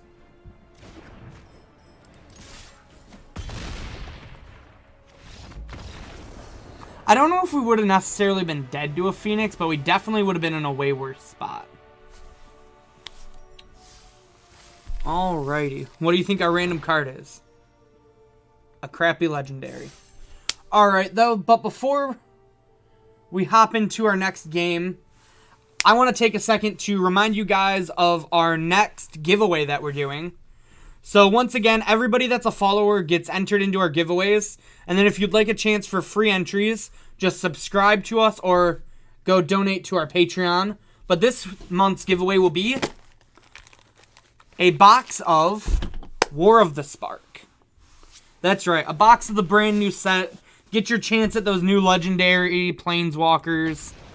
And also just some of the powerful cards that we'll see play in Standard.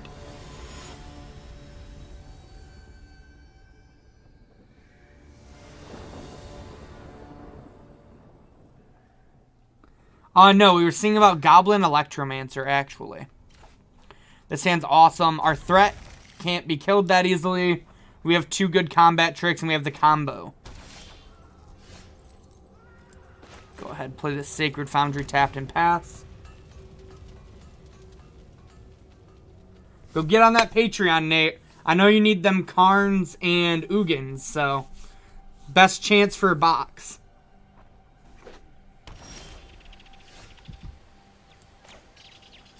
Alright.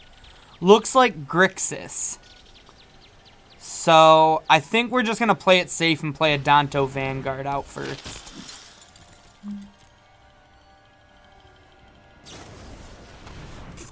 Moment of Craving. A Danto Vanguard can't heal from that one.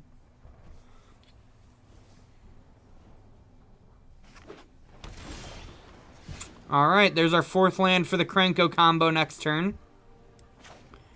But I think we're going to just go ahead and play out this 10th District Legionnaire with Dive Down back up.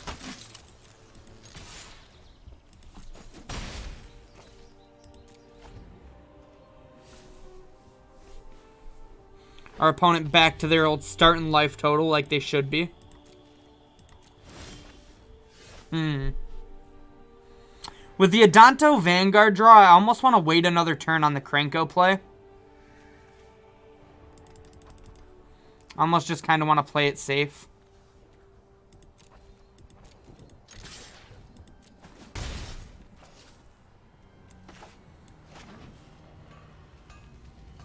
Yeah, I agree. I think Vanguard post-combat is the safe play.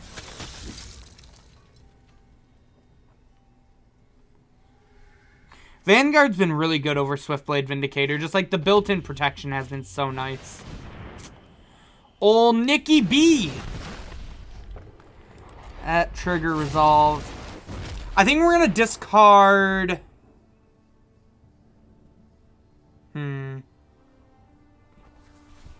What do you guys think about discarding the Dread Horde here? Yeah, I agree.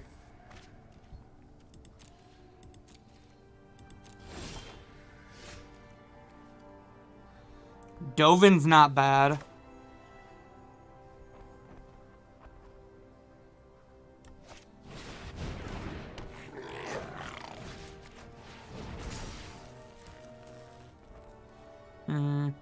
I don't think we're in for another dive down, actually.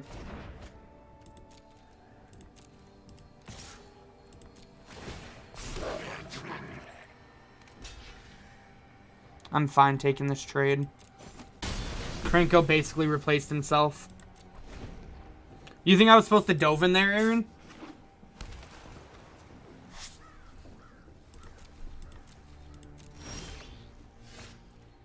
That's pretty good.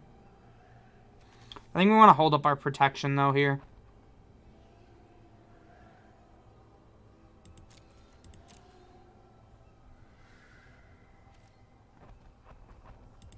Yeah, Teferi, Dovin, they're all the same. They're all the blue planeswalkers. We knew who you were talking about.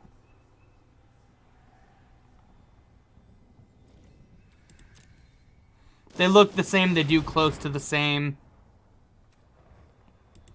Okay, so they're going to make a 5/5 here. But they did it before blocks on accident. So if they kill our thing, it's going to stink, but I just want to bounce this 5/5.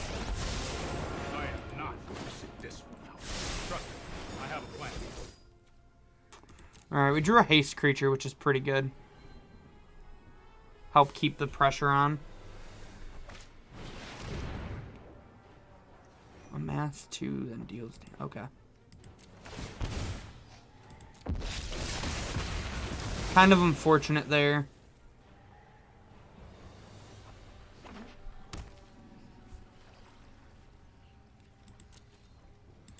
Our opponent seems like they're playing like Grixis Amass.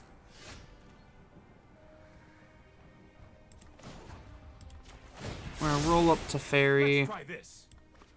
Play Tajik.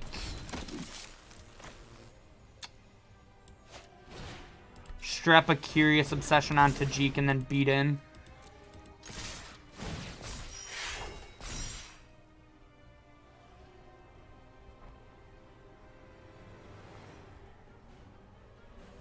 Really? Our opponent just takes 8 and lets us draw a card? Interesting. We're gonna shock to have Dive Down up. Because they have to play things at sorcery speed only, so Dive Down's just like undealable.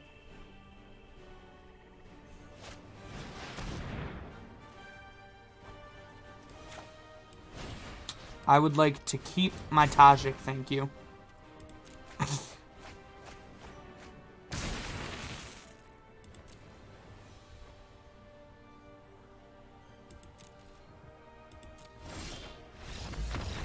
Alright. Adanto Vanguard really flexing that game. Old Grixis mid-range from the looks of it. So, I'm not big on the removal spells in this matchup. Feel free to comment if I'm wrong. Yeah, Dovin Dive Down has been great together. Tecatli isn't that great in this matchup, I don't think. I'm not a huge fan of a Sulfur. I normally don't bring in the Sulfur Falls. Not Dovin, Teferi. I'm sorry that I keep saying the wrong name. Aaron messed me up a little bit at the beginning. I'm not 100% sure on the last 4 cuts here, though.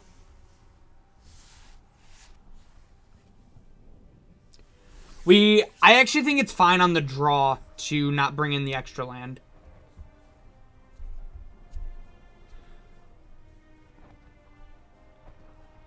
I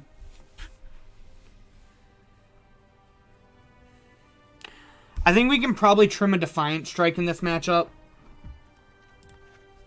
It doesn't seem excellent against the Grixis deck.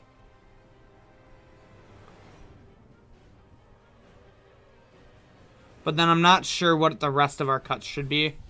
Maybe Tajik, because well, we've seen that they have that one card. I don't really think we can board out a lot of Defiance, though, because it's a very key card to our deck.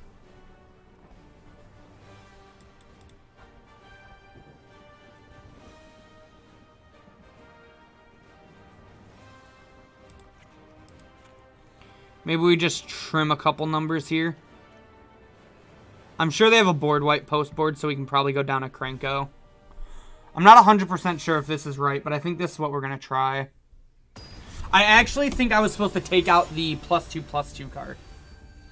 I think Integrity Intervention, I believe, should have actually came out instead of the Krenko and something else. This hand is Pure Gas. Little slow, but that's fine in this matchup.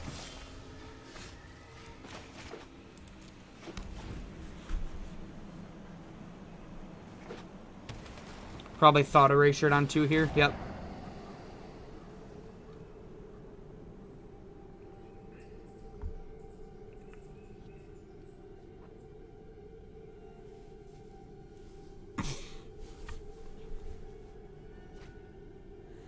Takes Feather. Interesting. I guess the Ajani's, when I have 2, aren't that great. Ritual of Set, so as expected, a board wipe.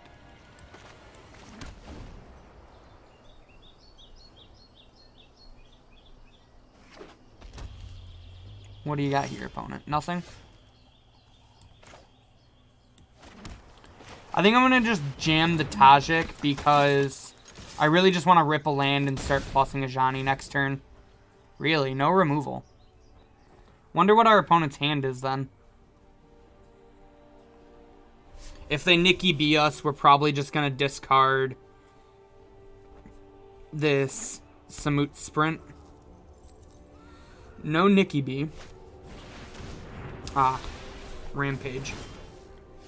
Alrighty.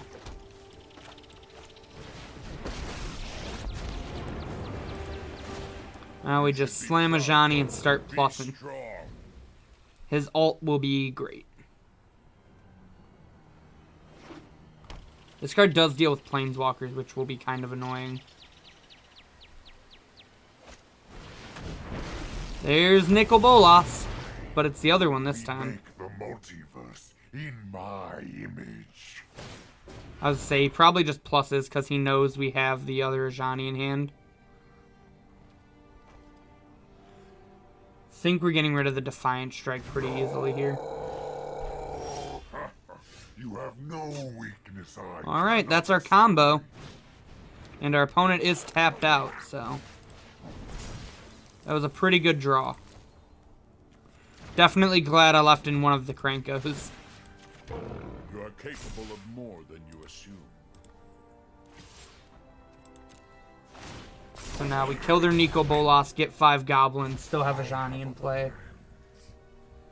You know, sometimes the expression better being lucky than good is 100% fact.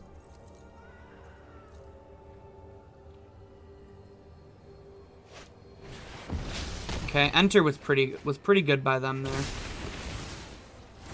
But it'll be hard for them to attack through everything. Especially with this Feather now. What can I get back? Oh, they milled creatures.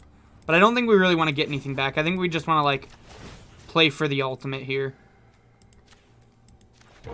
Strength is born of struggle.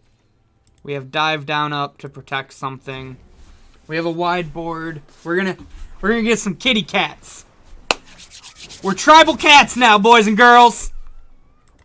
Tribal cats, let's go.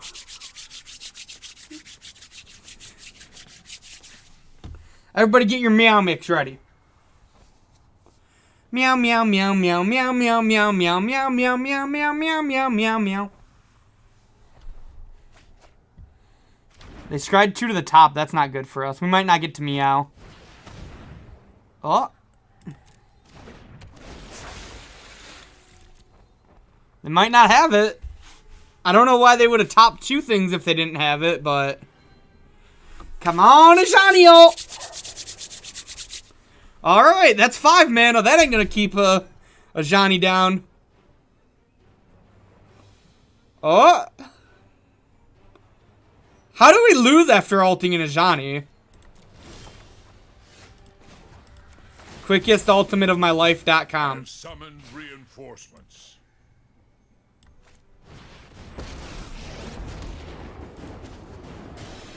You do not have to fight alone.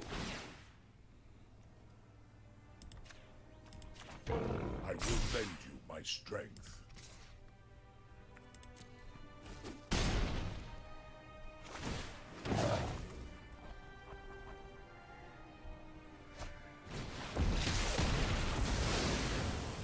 Speaking of. But that's fine, because we just keep getting kitty cats. We got the emblem. We keep getting kitties.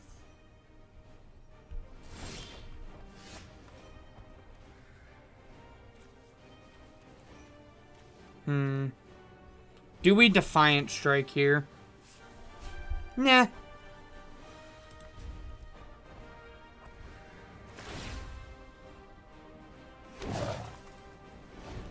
Cats. Cats, cats, cats, cats, cats. Nikki B.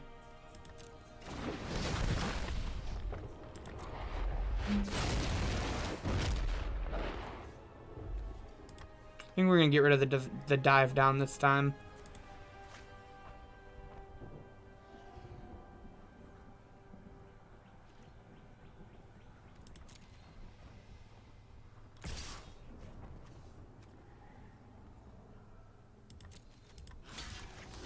Go ahead and block.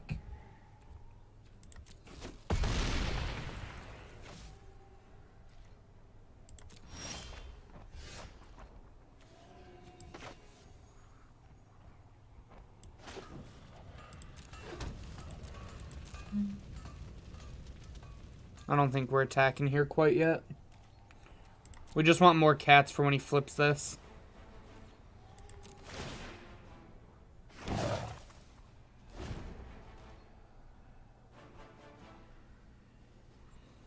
Dreadhorde Invasion.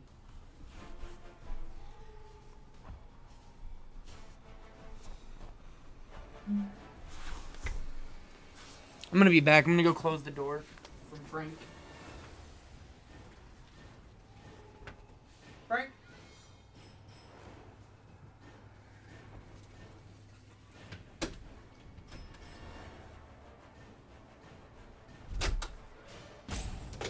Oh.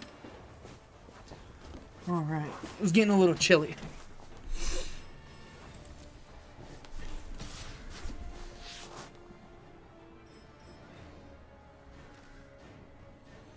I mean, we'll see.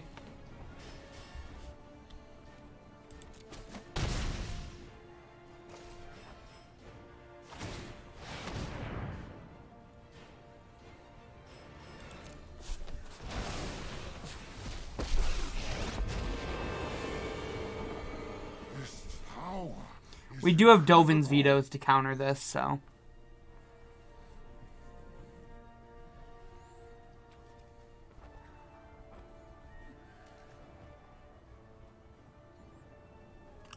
He might actually just get back our Ajani, which might be an issue. No, our Krenko?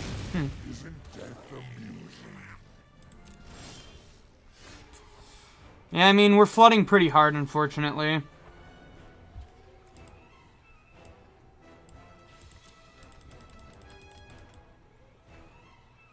Six, 7, 8, 9, 10, 11, 12.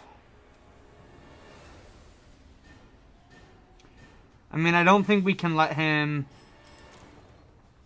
Oh, we get more cats on to turn anyways.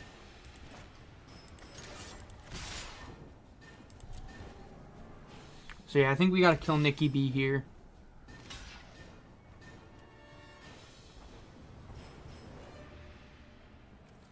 Yeah, I think we're going to strike the one that Kranko's blocking.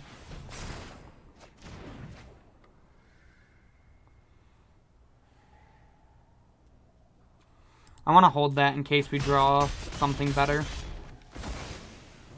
Something we want to haste up.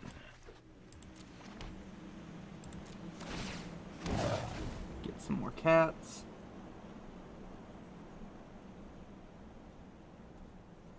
It's been a really grindy game. Another Nikki B. Yep. I think the Spell Pierce has outlived its usefulness, so...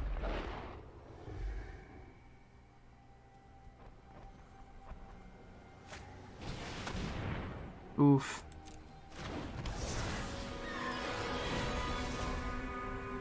Our opponent's drawing real good, so we'll see. Maybe they won't play around the Spell Pierce now.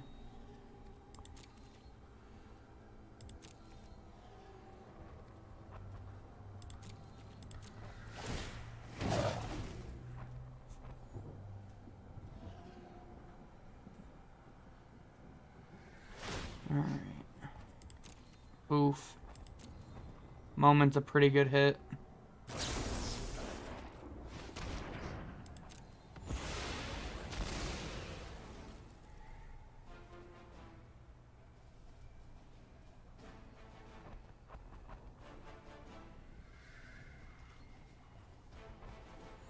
Yeah, we might end up losing this one, unfortunately. I think our opponent's deck is built more to grind, which is obvious considering they're a control deck, but...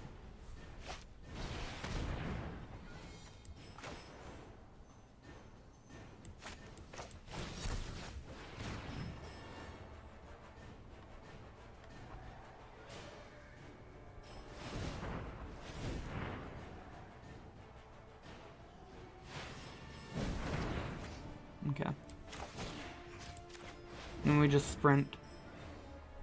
Use our hand up. Don't think we really want to dive down.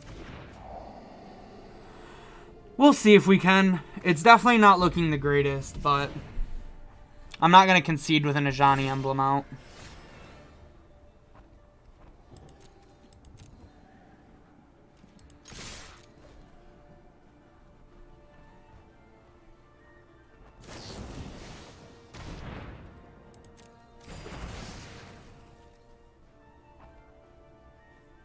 Yeah. Good old Gideon.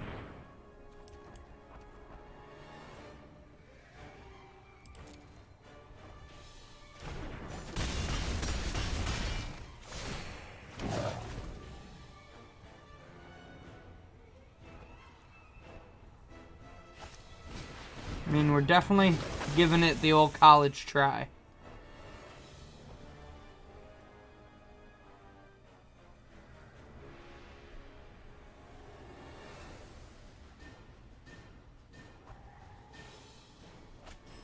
Yeah. Oh, that's probably 10, 14, 18. Yeah, that's the game, actually. If they cast it.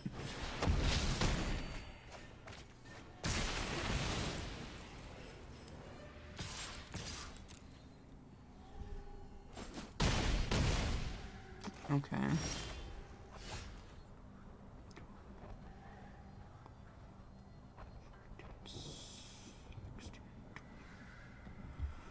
I mean, we stay alive because they didn't just cast that turn.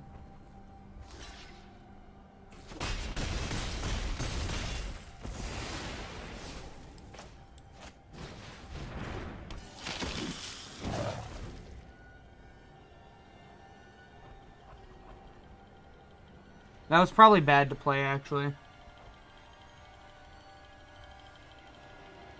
That actually, like, 100% was just bad to play.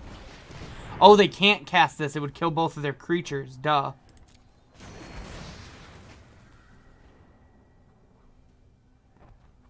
Yeah. I just realized that, too.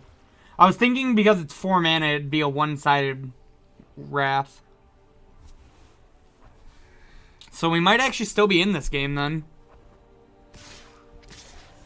He's not flipping Bolas this turn. We get him for 8.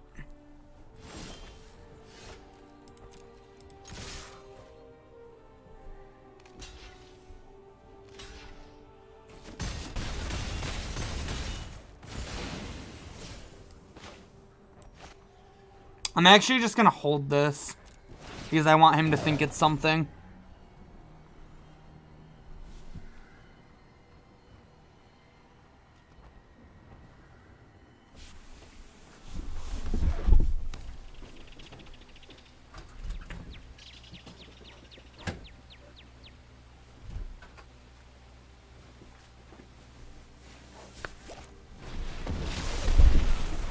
All right, there it goes. So, he's in top deck mode.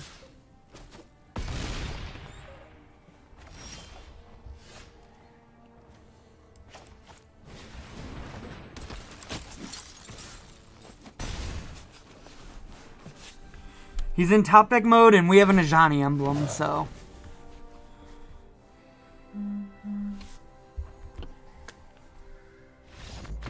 And we did it.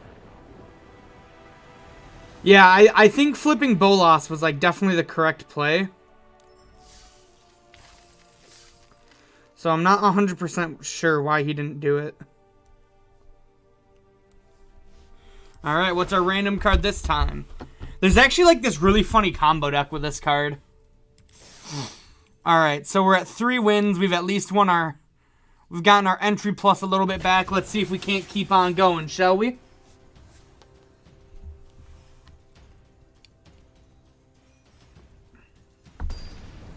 $60-card decks have 23 to 27 lands. Nah, we play 20.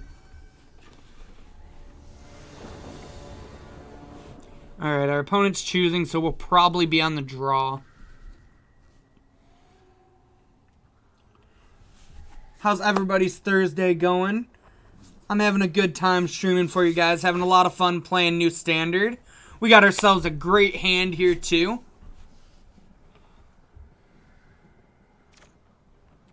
Our opponent mulliganed. We are definitely keeping this.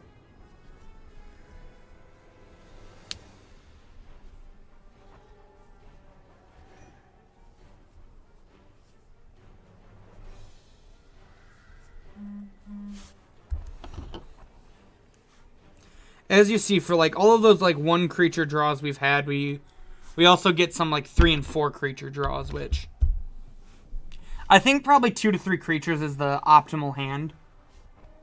What do you guys think?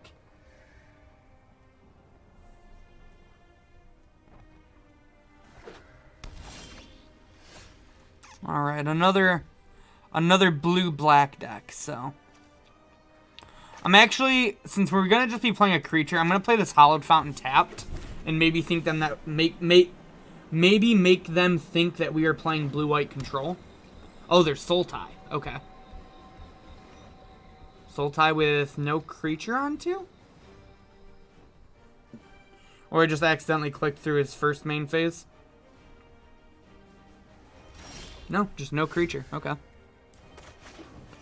So against Soul Tie, I think we're going to shock and just get this Adanto Vanguard down.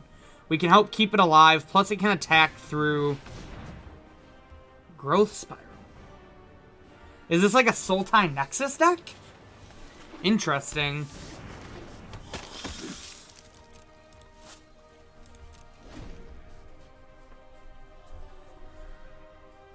Looks like Soul Tie Nexus from my guess. That's typically the decks that play Growth Spiral.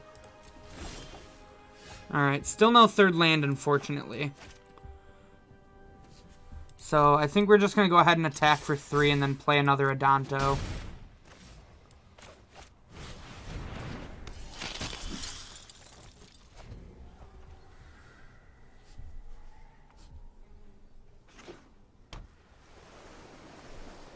What's our opponent got?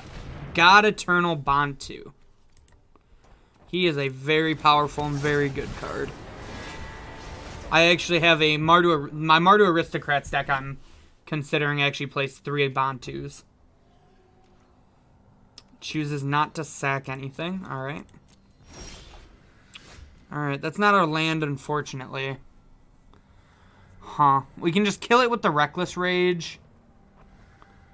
So I think that's going to be the plan. Just attack for 6. If he chooses not to block, we can Defiant Strike. And we might even Defiant Strike anyways, actually.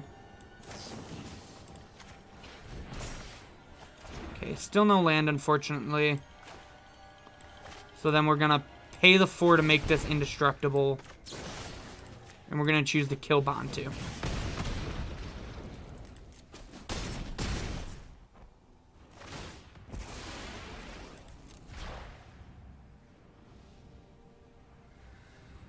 Our opponent is debating if they want to tuck their Bantu or not.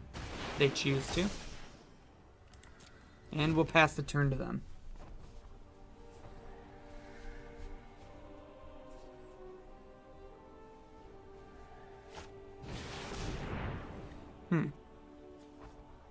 So you get to get 2 basics and put them onto the battlefield. Not tapped either. That's actually pretty decent.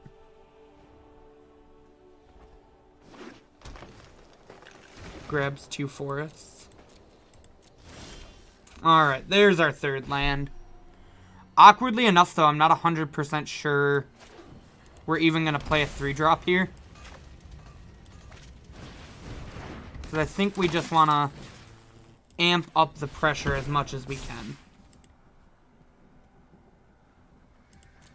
Oh, that could be. I could see it being a Mending of Dominaria deck. We're going to put our opponent to 3. We're going to draw this land. Then pass it back. So I think we're in a pretty good spot. Yeah, I actually think you're right on that, Ian. I think that's a very good call. I think it's very likely to be a Mending of Dominaria deck. Interesting way to tap for Nissa. I would have thought that they'd want to leave up a forest. Yeah. Could be something along the lines of what Gavin streamed too. Behold, nature's true power. Like the Nissa Hydroid Krasis finale deck. Aggressive. Oh, does it give Vigilance too? Wow, that's really good. Alright, so here...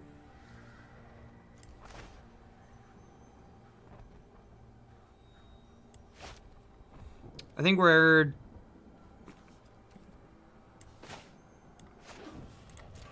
shocking for a Tajik.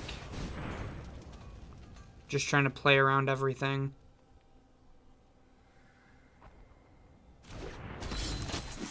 And smashing in.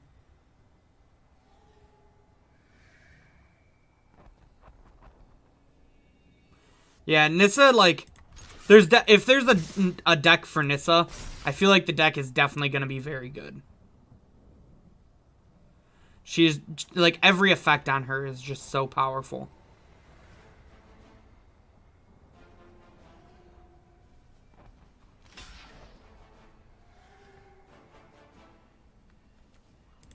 Sure. I'm fine with this. You still die currently.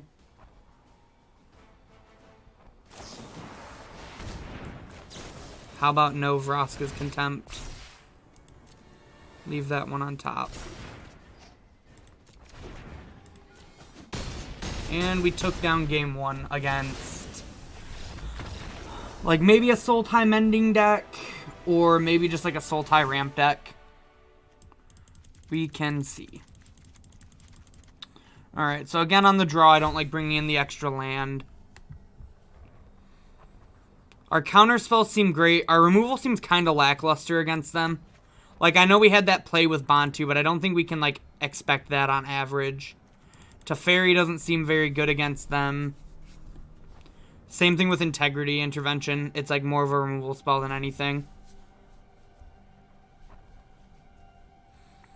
What do you guys think we take out for our last 3 cards? I think seeing Vraska's Contempt, I'm not sure I actually want Sheltering Light, because most of their effects are probably Exile. Oh, I actually just don't want Tocatli Honor Guard. Tocatli Honor Guard does not seem that good against them.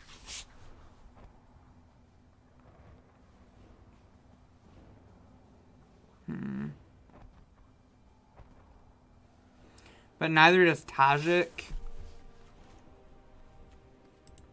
or Johnny.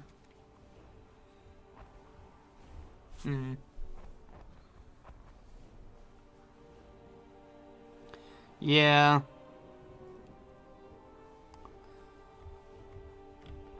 I'm trying to figure out if there's anything that's better than a Johnny or Tajik right now. And I think the answer is no. Maybe we just want some. You don't think Teferi seems bad? Alright, I'll buy that.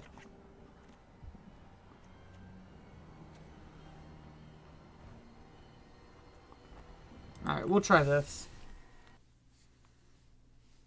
Yeah, that's true. Teferi is good against Contempt. I think this is probably a pretty good matchup for us, though, just because of, like, our Goldfish being decently fast. We're a pretty aggressive deck, so. What do you guys think about this one? I'm actually, like, really on the fence. We're on the draw. We don't have a creature, though, but we have a counterspell plus a Johnny. But I'm not even 100% sure how good a Johnny is in this matchup. I'm kind of leaning towards Mulligan. Yeah, I agree. Let's mull. Oof. I don't think we can Mulligan this 6, though. I think this 6 with a land is, like, very good. Not with an Ajani, with a land. We also just have Spell Pierce for the curve. Do you think we shock for the Spell Pierce, or do you think we just put it into play tapped? What are the odds that there's something on turn 2 we want to counterspell?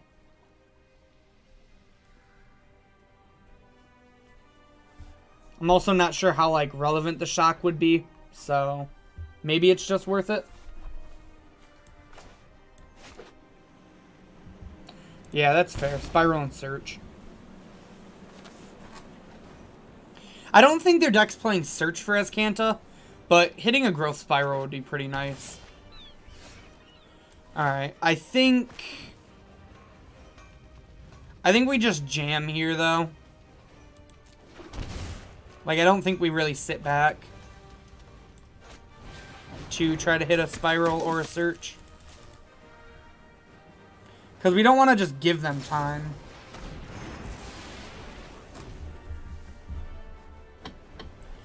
I think maybe we actually trim in a Danto Vanguard in this matchup. Because all of their removal is, like, great against him.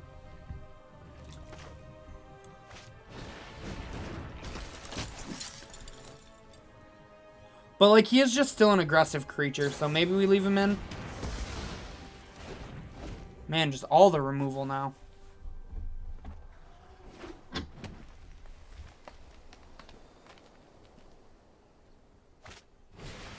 Tameo on 4. That would have been good to have countered. Life waxes and wanes.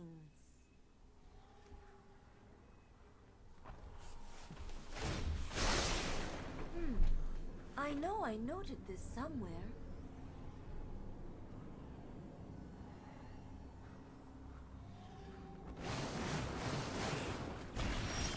It's no moment of craving. They're playing Jace. Ooh.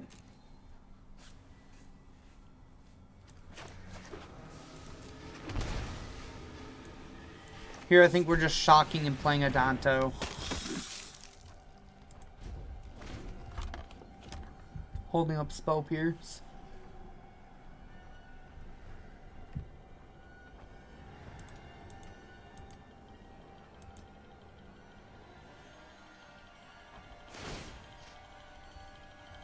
-3 to buy back a moment of craving. Sure. Follow the tracks of the wild. Let's see if they moment before cast. Haha! We get to get them! Our opponent never suspects the spell pierce.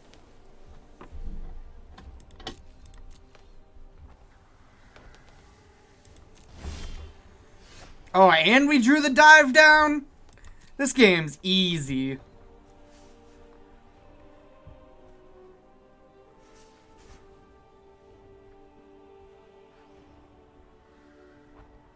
What do you think we use here? Do we use the dive down or the spell pierce? Which do you think is more useful? I think like they both have their ups and downs. I'm leaning towards using dive down here and keeping up spell pierce. But I could see merit to doing it the other way. What do you guys think?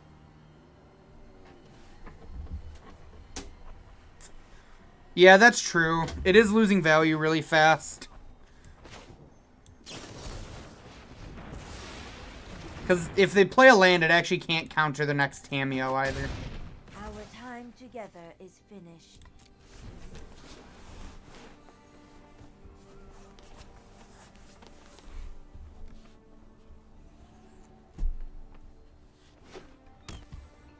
Yeah, so we couldn't spell pierce a Tameo anyways. But we can dive down if they go to get a removal spell. I think that's worth Dovin's vetoing here. Yeah.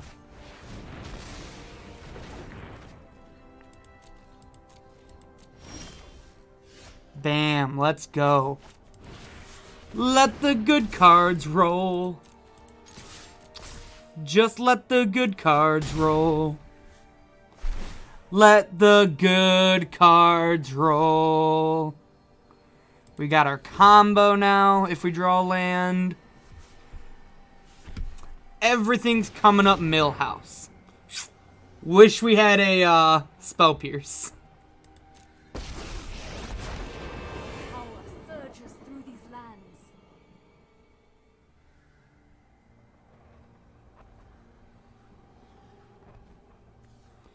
Knowing that they have Nissa might have been a good reason to not spell pierce, but I don't know. The land shall conquer you. I still think it's fine.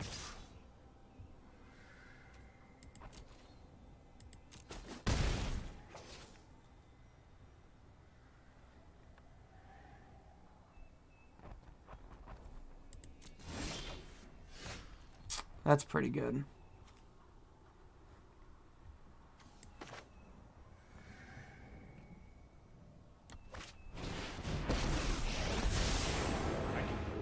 Stand by and watch. No, I think we want the strike for Krenko. Do you think we go after them or do we go after the Nissa here?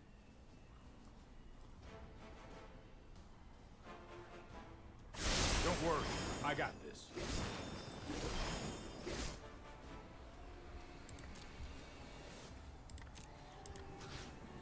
Boink.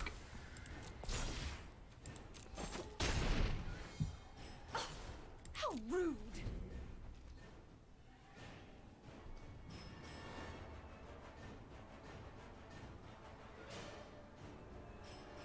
They actually don't have black mana because we did this too. Like if they want to cast a Vraska's Contempt, they have to float mana plus and then do it again.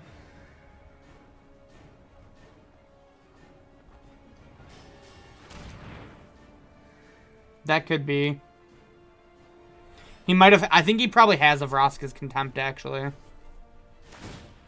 Because that would make a lot of sense. Rise, my elemental. Hopefully he does this play, then we rip a land and get Krenko, Samut, Sprint, kill. If he is Vraska's Contempting, he definitely should have attacked first. Yeah, I think he should have attacked for 3. You just, like, missed a free 3 points of damage. Alright. No, we don't want to tap like that, deck.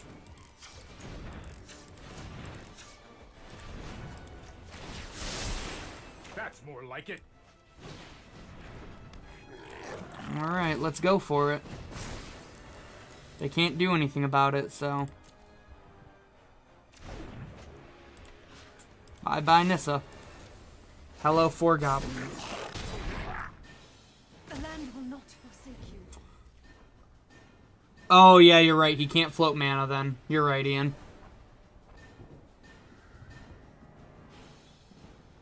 So he had to do it that way.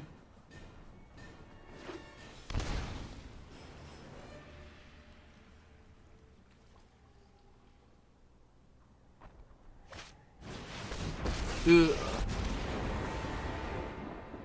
Your corpse will make an excellent minion. Lily's kind of scary.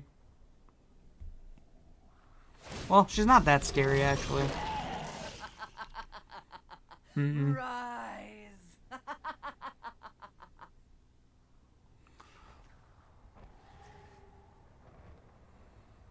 So if we...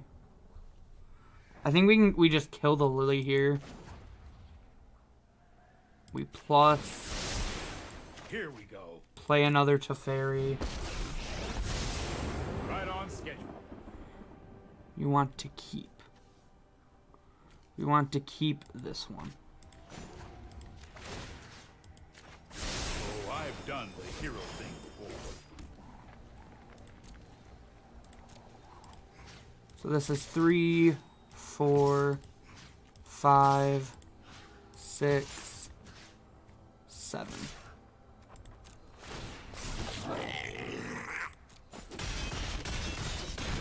Death news. Lily down. We got the Gob Squad going on still.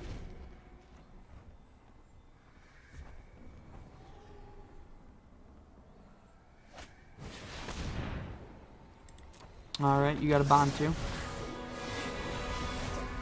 How much would you like to sack? Good call on the Teferi, guys. The Teferis were really good.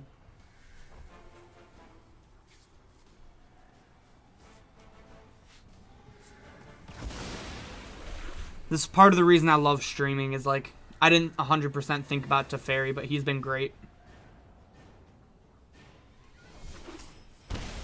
Okay. Do you have like, we have dive down, so I'm pretty sure they can't kill our Krenko here. And he's just like, he's taking over this game real fast.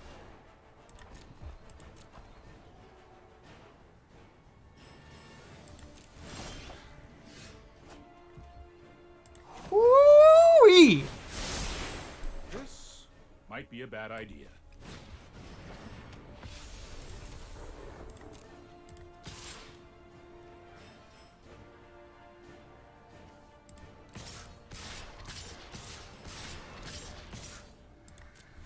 All right, everyone, get in there.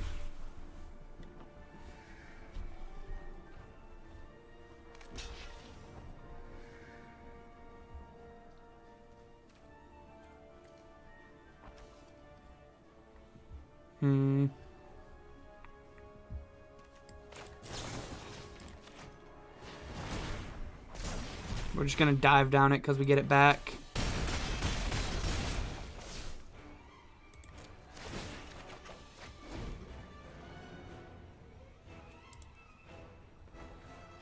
He was trying to spook us. That's the only reason I can think why he shocked. He wanted to spook us. Alright, pretty easy win there. Our opponent's deck seemed really sweet, though. Alright, what's our random card this time, chat? An Incubation. We lost that card earlier, so pretty cool to get. Alrighty, here we go. Another game. This one's going to be for either the 5 wins or we only get 4 wins. The difference is between moving an uncommon to a rare and also 400 gold. Here we go, boys and girls. This deck's felt really good, though, so far this league. Our only loss was our first round to Merfolk, which I think is a tough matchup. But I still think the deck's very powerful. There's a reason it's like one of my 3 contenders. By hands like this, you wouldn't guess it. We're going to mulligan. This hand's actually pretty good. Definitely scry that land to the bottom, though.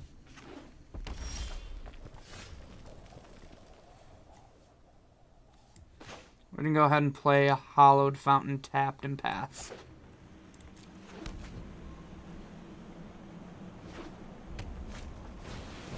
Run away!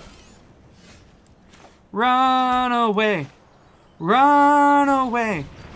Run away! Hi, Frank.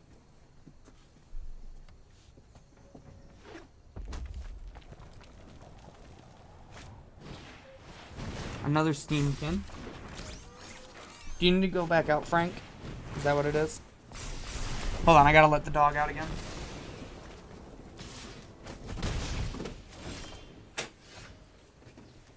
Alright, they unfortunately had that shock there, which makes me sad. I don't think we want to just run Krenko out, though. Which means we might take a lot of damage. I think Mono Red is definitely one of our tougher matchups, so... They have a fast clock, they have a lot of removal. Glad to see you back. Hi, by the way, Brandon, hello. Yeah, like that shock would have just went at our Krenko.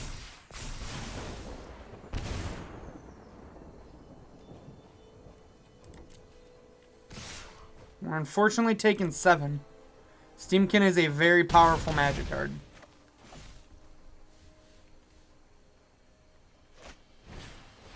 Our opponent's getting lit now. I think they made a mistake. They should have definitely floated mana first. Yeah, because like they could have just cast both of these. And then the Steamkin would have all of its counters back. I think they're still going to be fine. They had kind of the nut draw on most of our removals in our sideboard, so...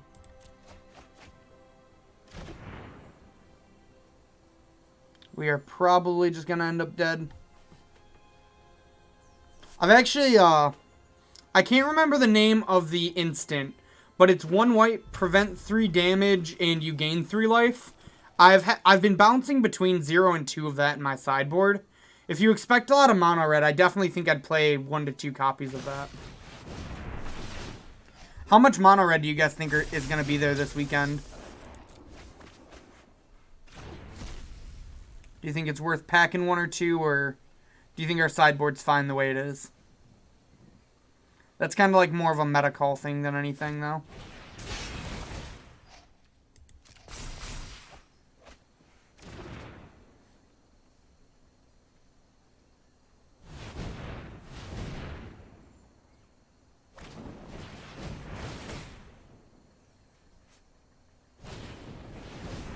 Jeez.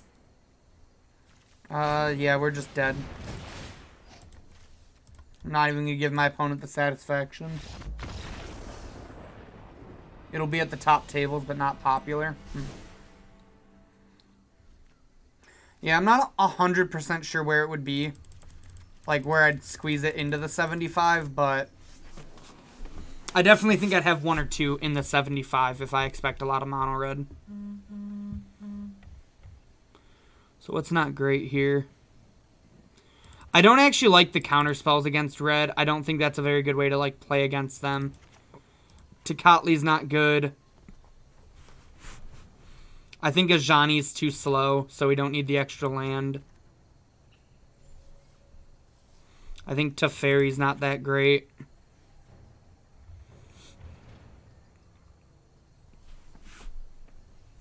What do you guys think the last 3 cuts should be? I'm thinking like Defiant Strike, Krankos.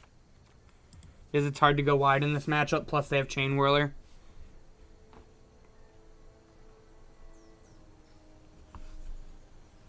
I'm not huge on Vanguard in this matchup either. I actually think Honor Guard's probably better than Vanguard.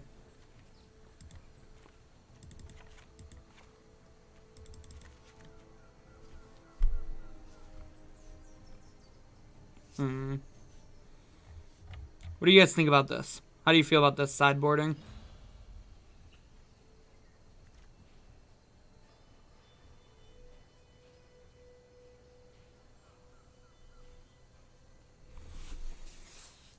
I think we're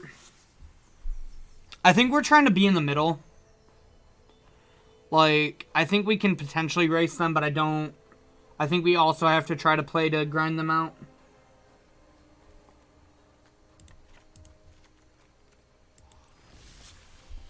I'll buy that. That, strike is better than sprint.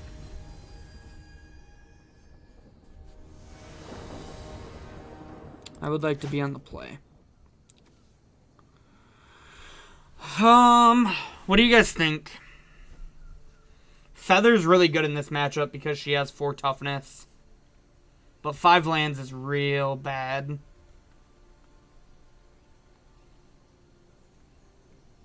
But is our average 6? Yeah, I agree. I don't think this hand's good. This hand, however, seems very nice. I will definitely keep a dive down on top.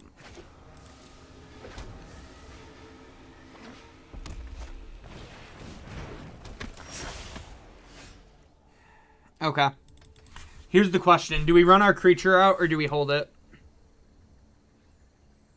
Yeah, I agree. It's going to feel bad to just get beat in the face, but I think we have to wait. I don't think we can let him just like lightning strike or wizard's lightning it.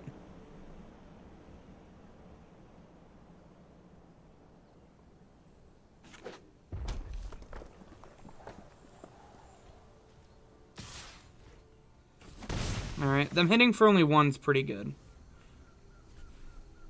If they play a Steamkin, we're going to like 100% just kill it. Okay. Another get to. Unfortunately, we don't have double white for that.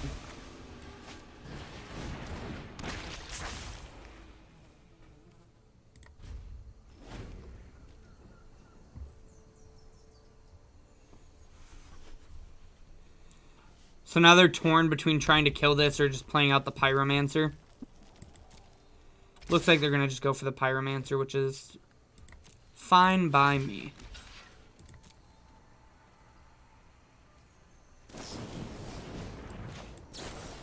Get to use our dive down.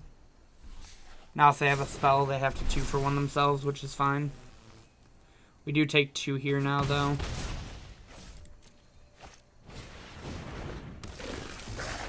Yeah, that worked out really well for our opponent, I think. Tocatli's not bad.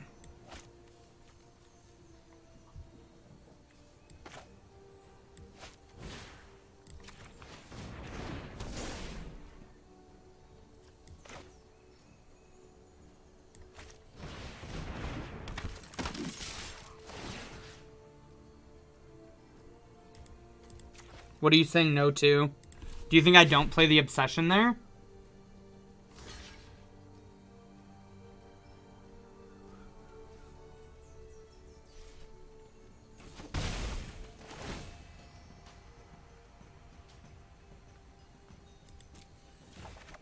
Oh, okay. Yeah, it's just better to play post-combat, you're right.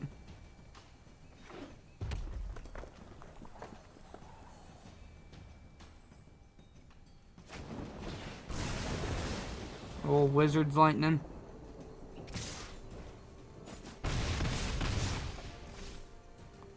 Yeah, this matchup seems abysmal.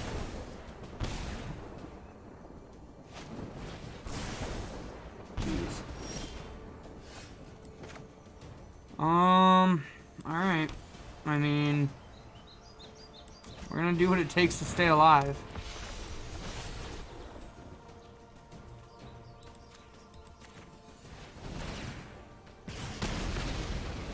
Means we can't attack here, so we lose our Curious Obsession.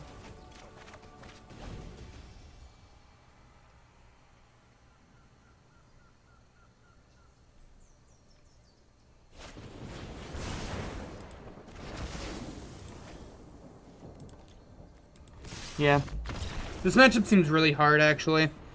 I might want to reconsider putting some of those in my sideboard. I'm actually really glad that we played against it.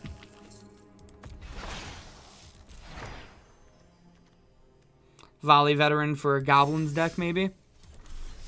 Alright, so we're going to hop back to the deck. The card that... I'm going to switch back to this view. The card that I'm talking about is Healing Grace. Right here, the prevent the next 3 damage that would be dealt to any target this turn by a source of your choice. And then you gain 3 life. It works really well with Feather in this matchup. But I'm not 100% sure where to fit it in.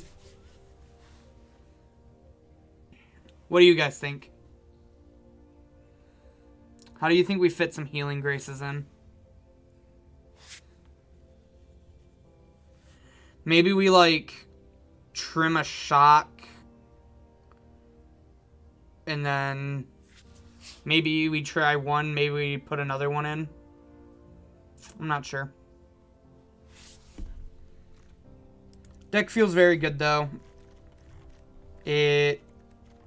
When it fires on all cylinders, the deck's very good. It can stumble a bit, but I think that's going to happen to decks. When this deck doesn't stumble, though, it's, like, insane. Before I close, do you guys have any questions or any comments? Again, I'd love to hear what your guys' thoughts are on Healing Grace, as well as just the deck in general. But while you guys are typing, play an MTGO League with blue-black. Not today. Maybe I'll play that next week or something. We'll see. I'll definitely think about it. I would like to hop back over to here to shout out our sponsor, momsbasementgames.tcgplayerpro.com. They're the ones that sponsor the stream. Make sure you go to them if you ever plan on buying any cards for Standard, Modern, Legacy, whatever formats you need. Check us out on Twitch if you're watching us on YouTube. All of the links I'm going to talk about are in that description box below, as well as please give us a like, a subscribe, and a comment. So check us out on Twitch, like us on Facebook, follow us on Twitter at momsbasementmtg, as well as all you guys in Twitch chat right now.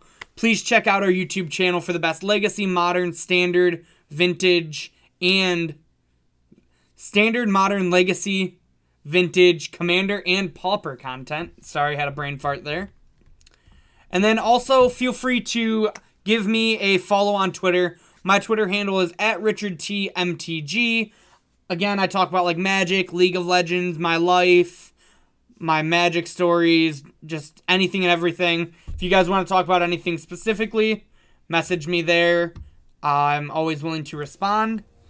And with that, I think I'm going to bid you all adieu. I hope you all have a wonderful day. And any of you guys that go to the RIW MCQ on Saturday, I will see you all there. Have a great night.